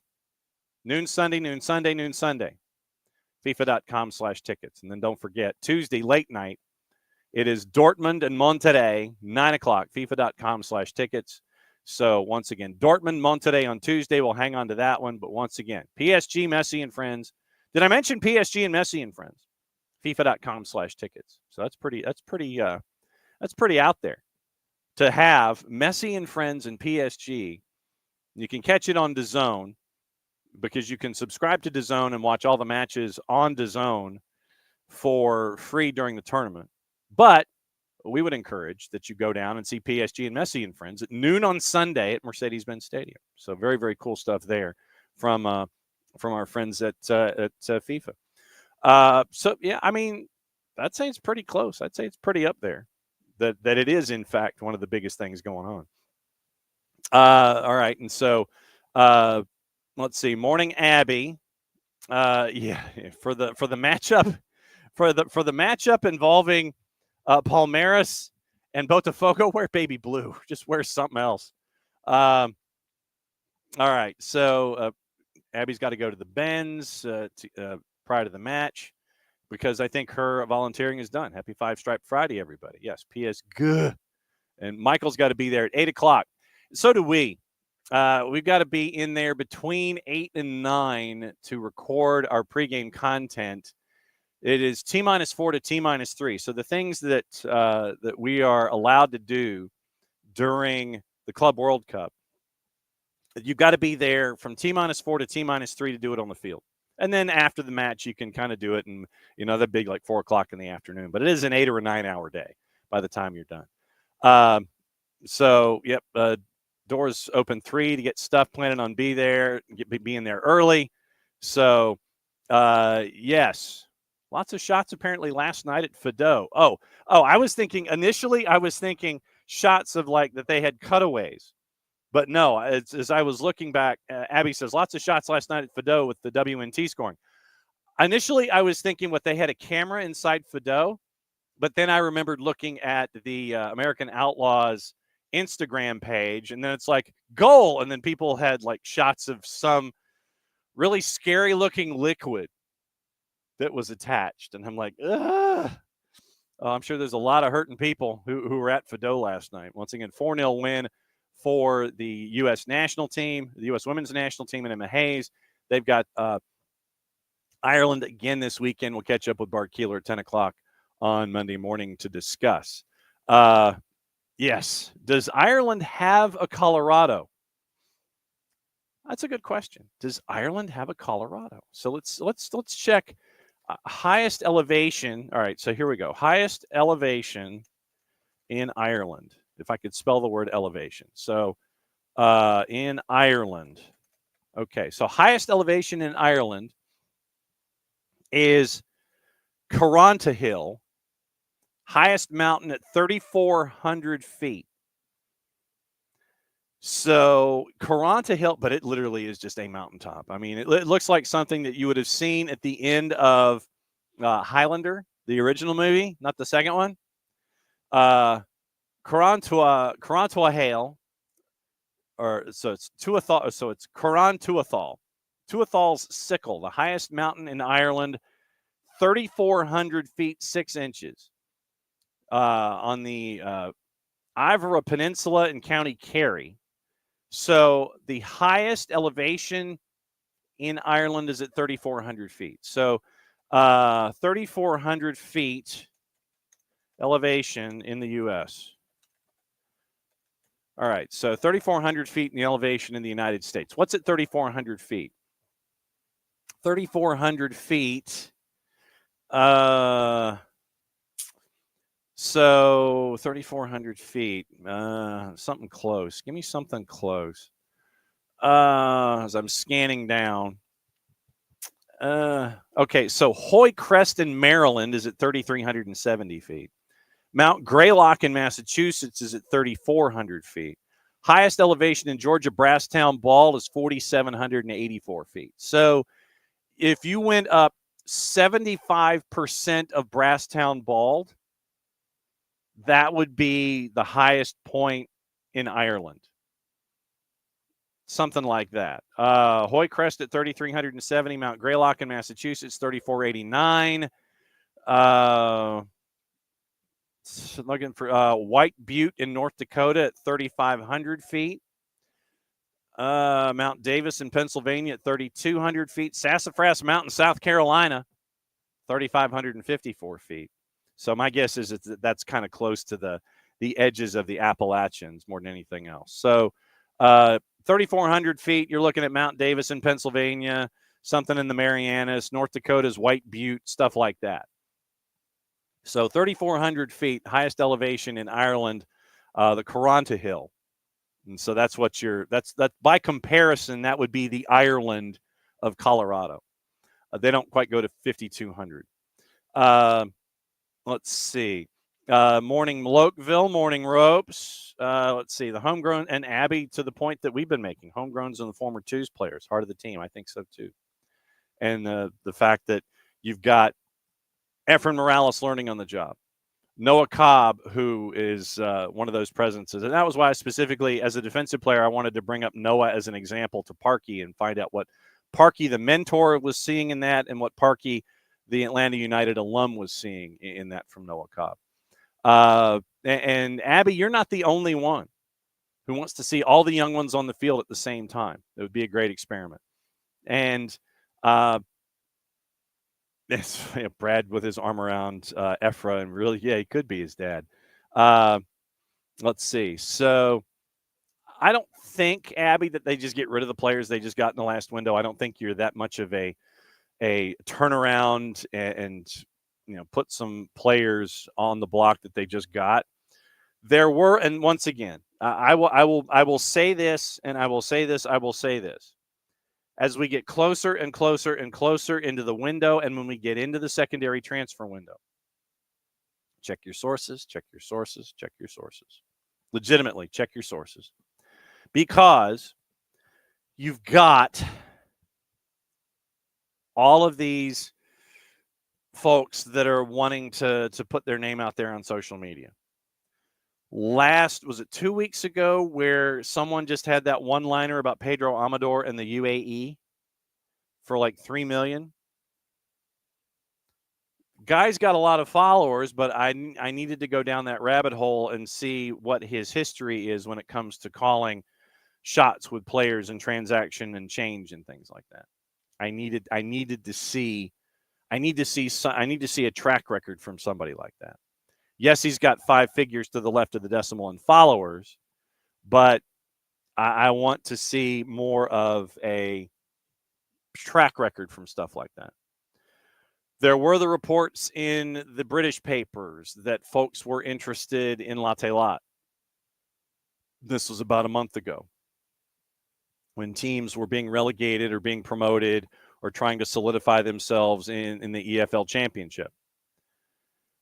You got to keep an eye on stuff like that because, once again, those papers over there, we don't call them the 3 and the 4 letter papers for nothing because of the how do I phrase this? Because of what they try to gin up on a daily basis. So when it comes to all of these folks, and all of the talk, I would think that you have a lot of folks to pay attention to. And now we go to the Mountain Time Zone. How about this? Jarrett Smith, how are you, sir? Well, I would have thought, hang on. It's like I see your icon, but I just see a black screen. So hang on. Let me remove you.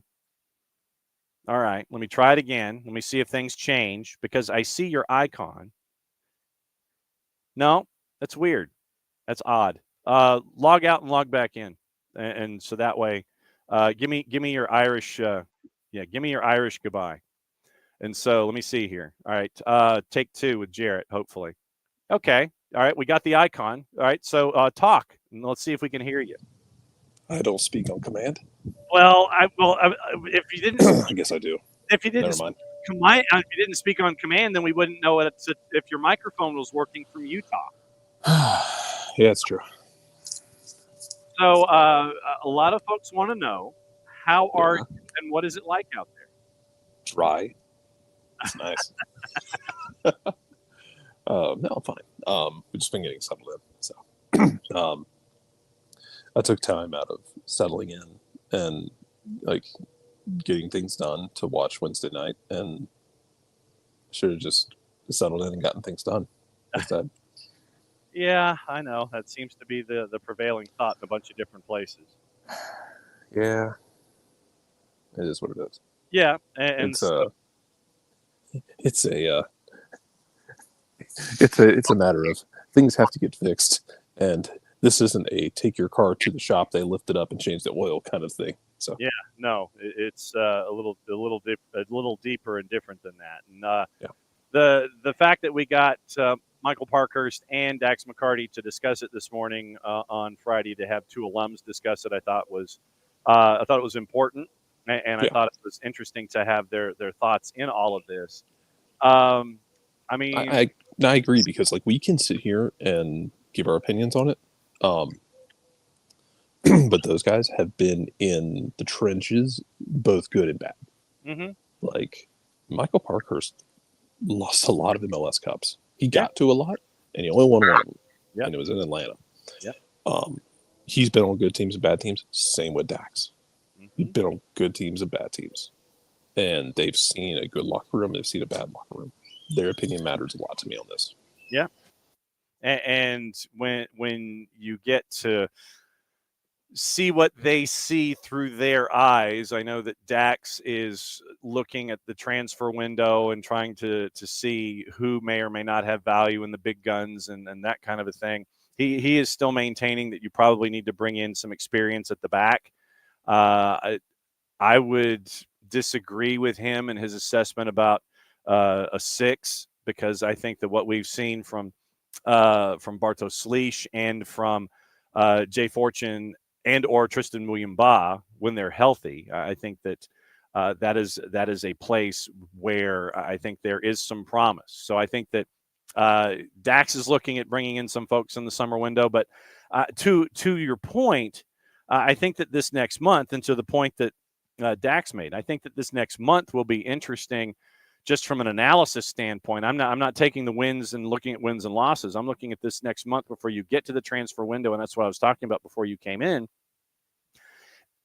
is to keep an eye on things in the next month on the field for Atlanta United. And the fact that they're away from home gives them a chance to kind of focus on things at the Children's Healthcare of Atlanta training ground and on the road because of the tournaments and everything. So then when they come back, you'll have an assessment as to where things are, and you're now under a month before the window. And you will have, I would think, an idea as to where you may want to go. And as we always say here in this situation, check your sources, check your sources, check your sources, because of folks wanting to get their name out there and sit there and say, hey, I was first to say this deal. Keep an eye on things in the next month, because there's going to be, not just with Atlanta United, but with teams that are looking to get that one fix, looking to improve, that are above the playoff bar, teams below the playoff bar trying to blow things up and get ready for 26. You've got a bunch of different directions, but you've got to keep an eye on who is saying it as to the level of credence that is attached to it. You do. You do. And it's going to be, it's the thing is, the last game, for me, it's telling me a lot, in that, the Red Bulls game got out of hand in the first few minutes because you misplayed a pass and you put yourself behind the 8 ball. Mm-hmm. You were embarrassed in New York City. I don't care what excuse you make. You were embarrassed. You were damn near embarrassed in Columbus the other night. Yeah, you got one across the line. You kind of bundled the goal home. You, like, Emmanuel Latelot should have had another one. Mm-hmm. That's a separate conversation about he is not right now. He's not living up to what you paid for. Doesn't make him a bad guy. Yeah. Doesn't make him a bad player. It makes him not living up to what you paid for. Because when the chips are down, you need your striker to do things. And he's not right now. And the fact that you could get embarrassed in New York City, and look, Brad Guzan kept that from being like a 6-1 game, at least, the other night. It's got to be better. And look, I know you are an attacking-minded club. Like you're same thing with Gonzalo Pineda when he was here. Like it is, we're going to get bodies forward. We want to get forward. We want to attack. We want to score goals. You're not getting the defensive help, and the mistakes you make keep popping up. And how you fix that, I don't know. A full service engine change, first full service oil change of this roster, maybe. Because you talk about the summer window, it's not so much about guys coming in for me; it's also guys going out. I like what you have in some. I like some of the pieces you have in the midfield. Like Bartosz Lich has come on strong. I think he responded well to the challenge from Ronnie Dyla. Yeah. Tristan Million-Baugh's been really good when he's been on the field, but availability is a skill. When he's been on the field, yes. He and Stian Gregerson both have not been on the field. Right. I will find you a new home, and it is not a personal slight. It is not me telling you you're not good enough, but I need guys on the field. Because right now, I'm staring at a situation square in the eyes of I don't know how to put together my center back pairings right now, or my center back trios right now. Yeah. Because Luis Abram is still there, and Abram's fine. He's kind of like a church mouse, just kind of hangs out. Yeah. You gave it to Efrain Morales, who's still young and still learning. Right. This is the thing we have to remember with guys like him and Noah Cobb and Will Riley and Jay Fortune, that they are kids. They are going to make mistakes. It is just a part of life. Yep. We had the same conversation about George Campbell back in the day when people got really pissy when George Campbell got forced into action and he wasn't perfect. He was making mistakes because he was like 18 years old at the time. You guys are going to make mistakes. And you have to roll with those mistakes to find out. You kind of have to kind of get through the buffing stage to find out what's underneath all that dirt. Yep. And I don't know how you structure that midfield or that back line going forward. Because Will Riley showed you something the other night, I thought. Yeah, agreed. In that he gave a shit. Yeah. Because I mean, there are moments where it feels like you're sleepwalking through these games. And again, God knows how many times we've talked about this, John.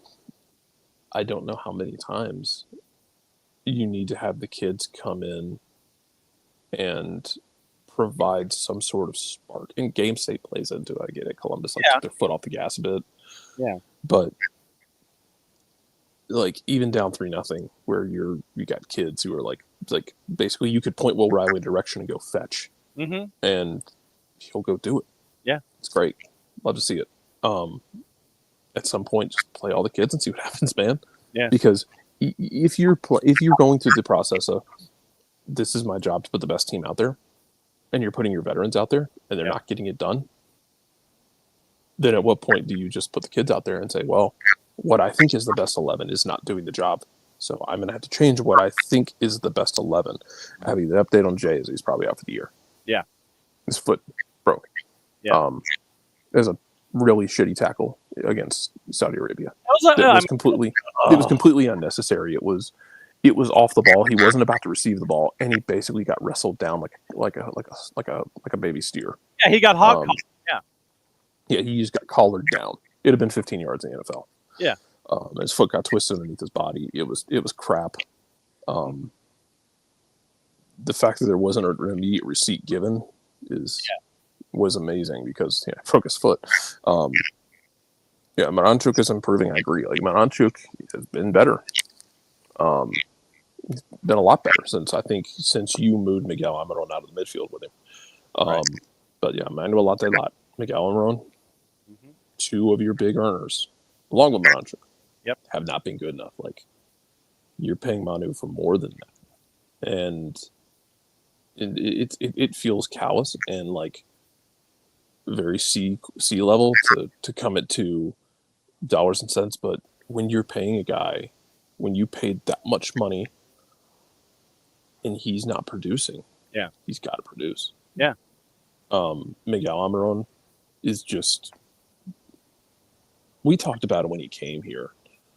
That I said I don't need 2018 Miguel Almiron. I just need 2025 Miguel Almiron, and I don't know if 2025 Miguel Almiron is the difference is a $7 million difference maker anymore. I don't think he is. Yeah. Again, not a slight on Miguel. It just father time comes for us all. He's a speed based player, and when speed falls, speed falls. Yeah. It feels like it's kind of where it's at with him. Yeah. Don't know how you fix it. The word from Atlanta United, Abby, Jay Fortune expected to miss the remainder of the 25 season. The club was able to confirm a mid-foot sprain in his left foot that will require surgery. And once again, the club will update his return to play timeline after surgery. So, literally, he came in as a sub, and I think he was on for like 6 minutes, maybe. Yeah, and so then he gets hog-collared, and then I don't think there was a card, if I remember correctly. I don't even think there was a card that was attached in that tackle. So I initially thought it was a knee with Jay because we all did. If you look the way his body twisted. Yeah, if you look at the play and you look at how he's hog-collared and you see the direction that his knee goes and then what Jay is grabbing as he's on the field at Jerry World, you're going, okay, that's a knee, that sucks, and, we'll see what happens. But apparently it was in the plant of his left foot during the hog collar that created the sprain that creates the injury that is going to require the surgery. I guess they have to wait for swelling to go down or something like that before official word comes out that surgery has in fact happened, and then you end up with recovery, blah, blah, blah. So, that's you look at, Jared, you mentioned Will Riley. You've got Ephra and Noah at the back. You've got Jay. You've got Matt Edwards. I have no idea what the status of Noah is either. Like to get Noah on the field, I don't know. Like I maybe the staff doesn't rate him as highly. Yeah. But he's a guy that I thought we've seen enough of in the last year. Or in a situation like what we had in Columbus, having two young center backs going up against Columbus in front of Brad. Do you want someone with experience that are in two of the three, and then you can give Ephra a chance? I don't know. But I mean, that's, I don't know where, and maybe it's a matter of you don't want to put, you don't want to have two kids out there. Yeah. Until you have Luis out there, but Luis also isn't loud. He's not like really an organizer. He's just kind of, he's kind of the busybody. You have someone else organize, and he can be the chess piece, and he moves well when he's the chess piece. But I don't think he's an organizer. Right. But I'm fascinated by the lack of minutes for Noah Cobb, lack of consistent minutes. Excuse me.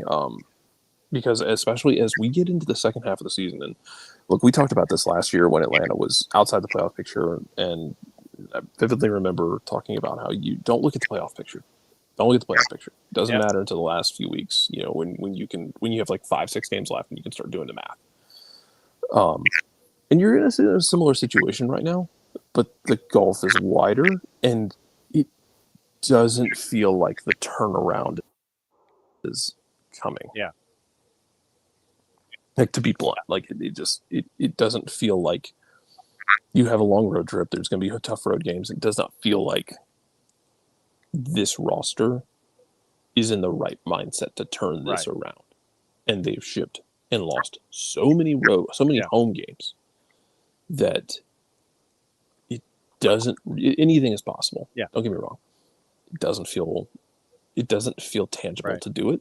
So at what point do you start giving these kids more minutes so that if Ronnie Dyla is here through the end of the year into next year, which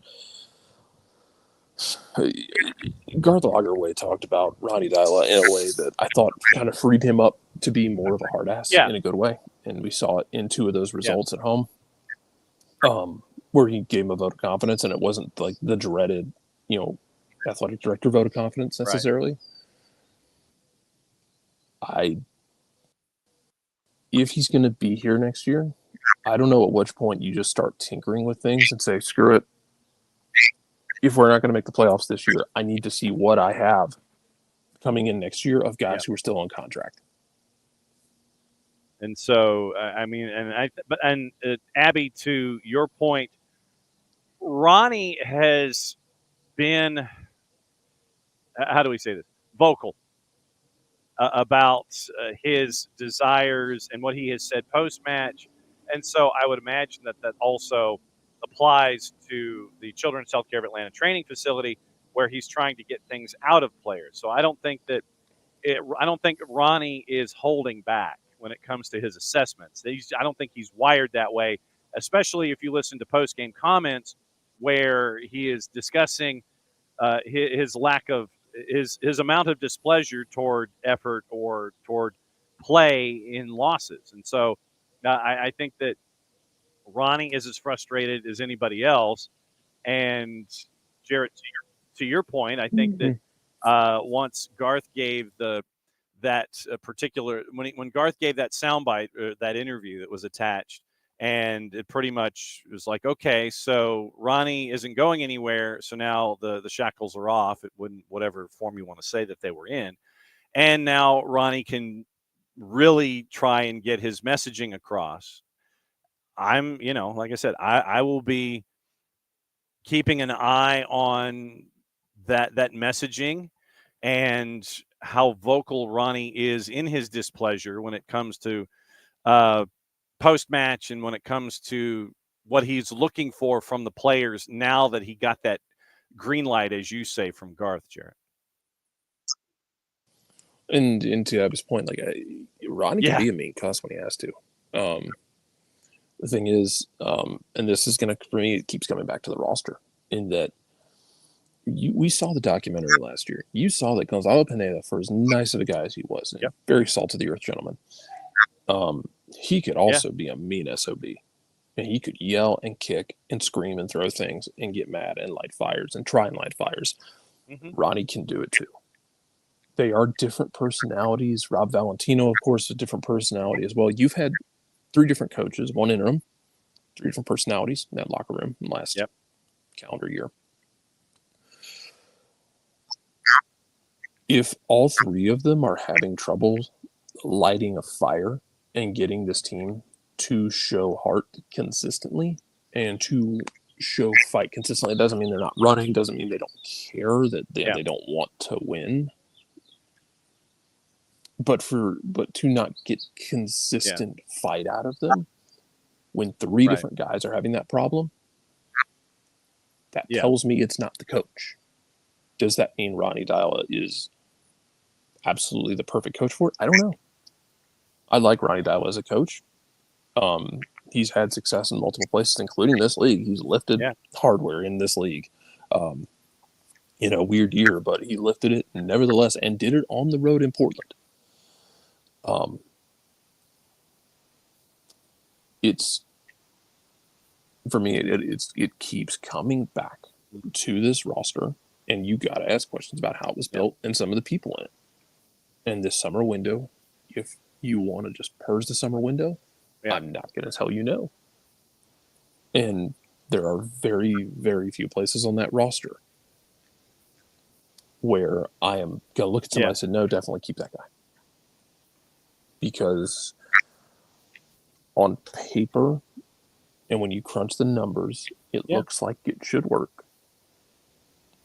And it doesn't. So something has to change. And for me, personally, it's coming down to just not consistently showing up to the office. And also reaction from and things that was fast. No one feels sorry for you guys. Sorry, I've said this for years. No one's going to feel sorry for you, so you can't feel sorry for yourself. No, and that was why I got into the question about representing yourself with Parkey this morning, and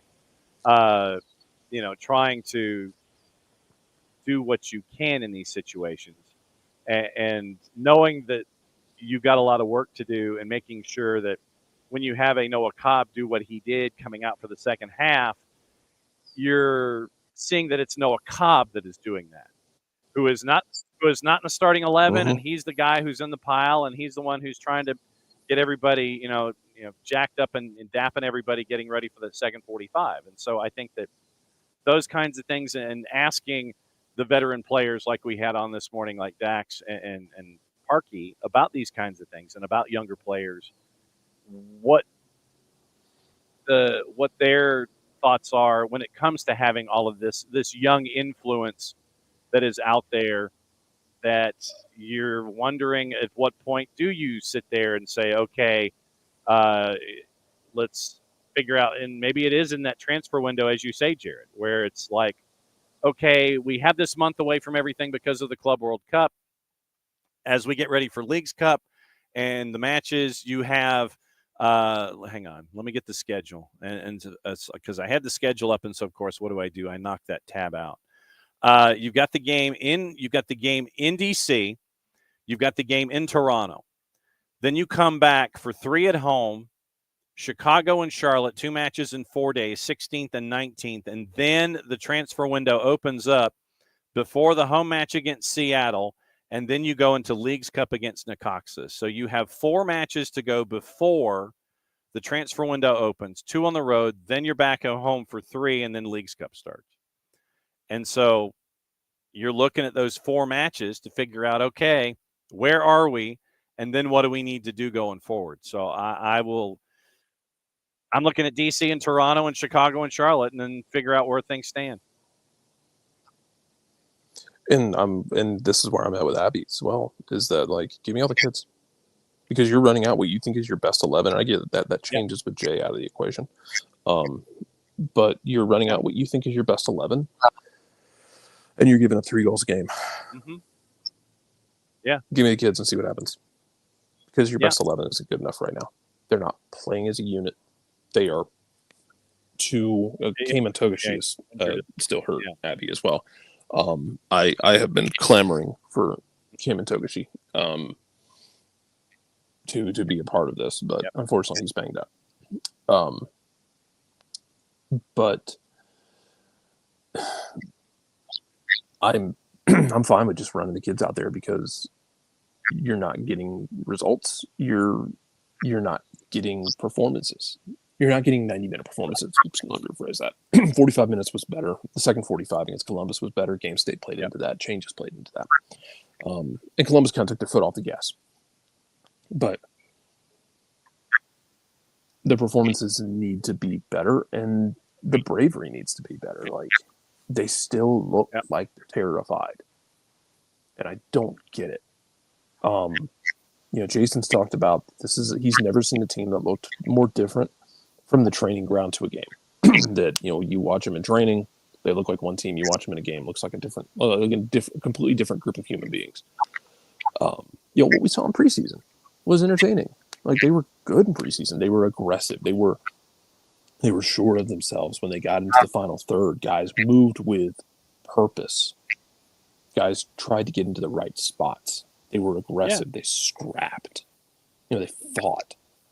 Where if the ball went to, if somebody played a ball in and it was cut out, no one hung their head. They scrapped for it to make sure nothing went bad the other way. I don't know where that went. And I don't know how you coax that out of people, because I'm not a genie. And I don't have some magical machine to drag that out of people. And Abby also brings up DCQ, and he's on national team duty. And so, he goes out for national team duty, comes back in. And so we're going to catch up with Steve Cook getting ready for the twos, and Messi and friends coming up here on a different conversation in a couple of minutes. Last thoughts for the week from you before we get out of here. I don't know how to fix it. Like I said, we've had 3 different coaches in the last year, including an interim, and it's not ever been consistently good enough. And I don't know how you instill that fight when you've had 3 different people get into these players, and 3 different people not be able to consistently get the shown fight out of it. Man, I don't know what you do. But like I said, a lot of these things, I will defer to guys like Yeah. Parkey and Dax because they've been in there, they've been the leaders, and they when they were younger, they were the followers that listened to the leaders. So I will defer to them on a lot of it. But it's hard from the outside because it's not like you're seeing a team scrap and grind and lose 1-0 games or 2-1 games on hard luck decisions. It's watching a team that for 45 minutes doesn't look competitive. Yep. And that's unacceptable. And they get to take the weekend off and look at everybody else. Jarrett, it's great to hear your voice. I know that you are adjusting to the Mountain Time Zone Bureau for everything SDH, and so as always, it's great to hear your voice, and as you get to see what's going on in the dryness of Utah. So as always, don't be a stranger, and we will catch up with you soon, my friend. All right, that's Jarrett. That was cool. Jarrett coming in for a Friday. And so since it is a Friday, we know that means one thing. Once again, Gold Cup this weekend. And we got the 4 matchups coming up tomorrow and on Sunday. Panama, big favorite against Honduras. Mexico, big favorite against Saudi Arabia. I know a lot of folks here in this neck of the woods are rooting for Mexico going up against Saudi Arabia Sunday. Canada, Guatemala. Canada, minus 294. Go back and listen to our conversation with Amy Walsh from Footy Prime. And Maddie's going to be on Footy Prime in 6 days' time. So we'll catch up with them as well as we go. Canada and Guatemala. Canada, big favorite. USA, big favorite against Costa Rica. That's your final 8 in the Gold Cup as that continues to proceed. End of the week. Once again, thanks to all of our guests all week long. And thanks to Dax, thanks to Parkey, thanks to Jarrett, and thanks to you for being a part of things here as we go. Everything SDH. And so since it is a Friday, that means one thing. Play it safe, everybody. Enjoy your weekend. We will see you at Mercedes-Benz on Sunday, and we'll see you at Mercedes-Benz on Tuesday. But first off, enjoy the weekend, everybody. Enjoy Major League Soccer, and enjoy the 10 bucks on MLS 360 at about 8:40 on your Apple TV and your cable, as you can watch what's going on there as well. So since it is the end of the week, we have to do one thing, and we will do this. Play it safe, everybody. Mucho platial, and enjoy the weekend. And once again, just be safe. We'll see you there. And once again, thanks for being a part of SDH as you always are. Play it safe, everybody. Mucho platial. It's the end of the week, so we get to do this, I think. So hang on. I don't want to expand that. So no. So no, I don't want this. So let's see what happens if we do this. No, that's not what I wanted. Well, maybe we just have to hang up. I don't know. So let's see what happens here. So, there we go. Here we go. No, darn it. Hang on. What if we do this? Okay, yes. I have to make sure that this is a little lower. Play it safe, everybody. Mucho platial. End of the week. We're going here. The war was the keys on the typewriter had sharp points that kept sticking into our fingers. The dictating equipment started asking us questions, and our beepers sent electric shocks just through our body like a cattle prod. Out in the warehouse, the trucks kept banging into the docks, not even thinking about stopping. Oh, our frail bodies were strapped to the chairs, and our chairs were chained to the desks. Our pleas for justice were ignored, and the end seemed near. But we busted our slave drivers' little bitty balls. We've charged out of their brick fortress. The streets are ours, be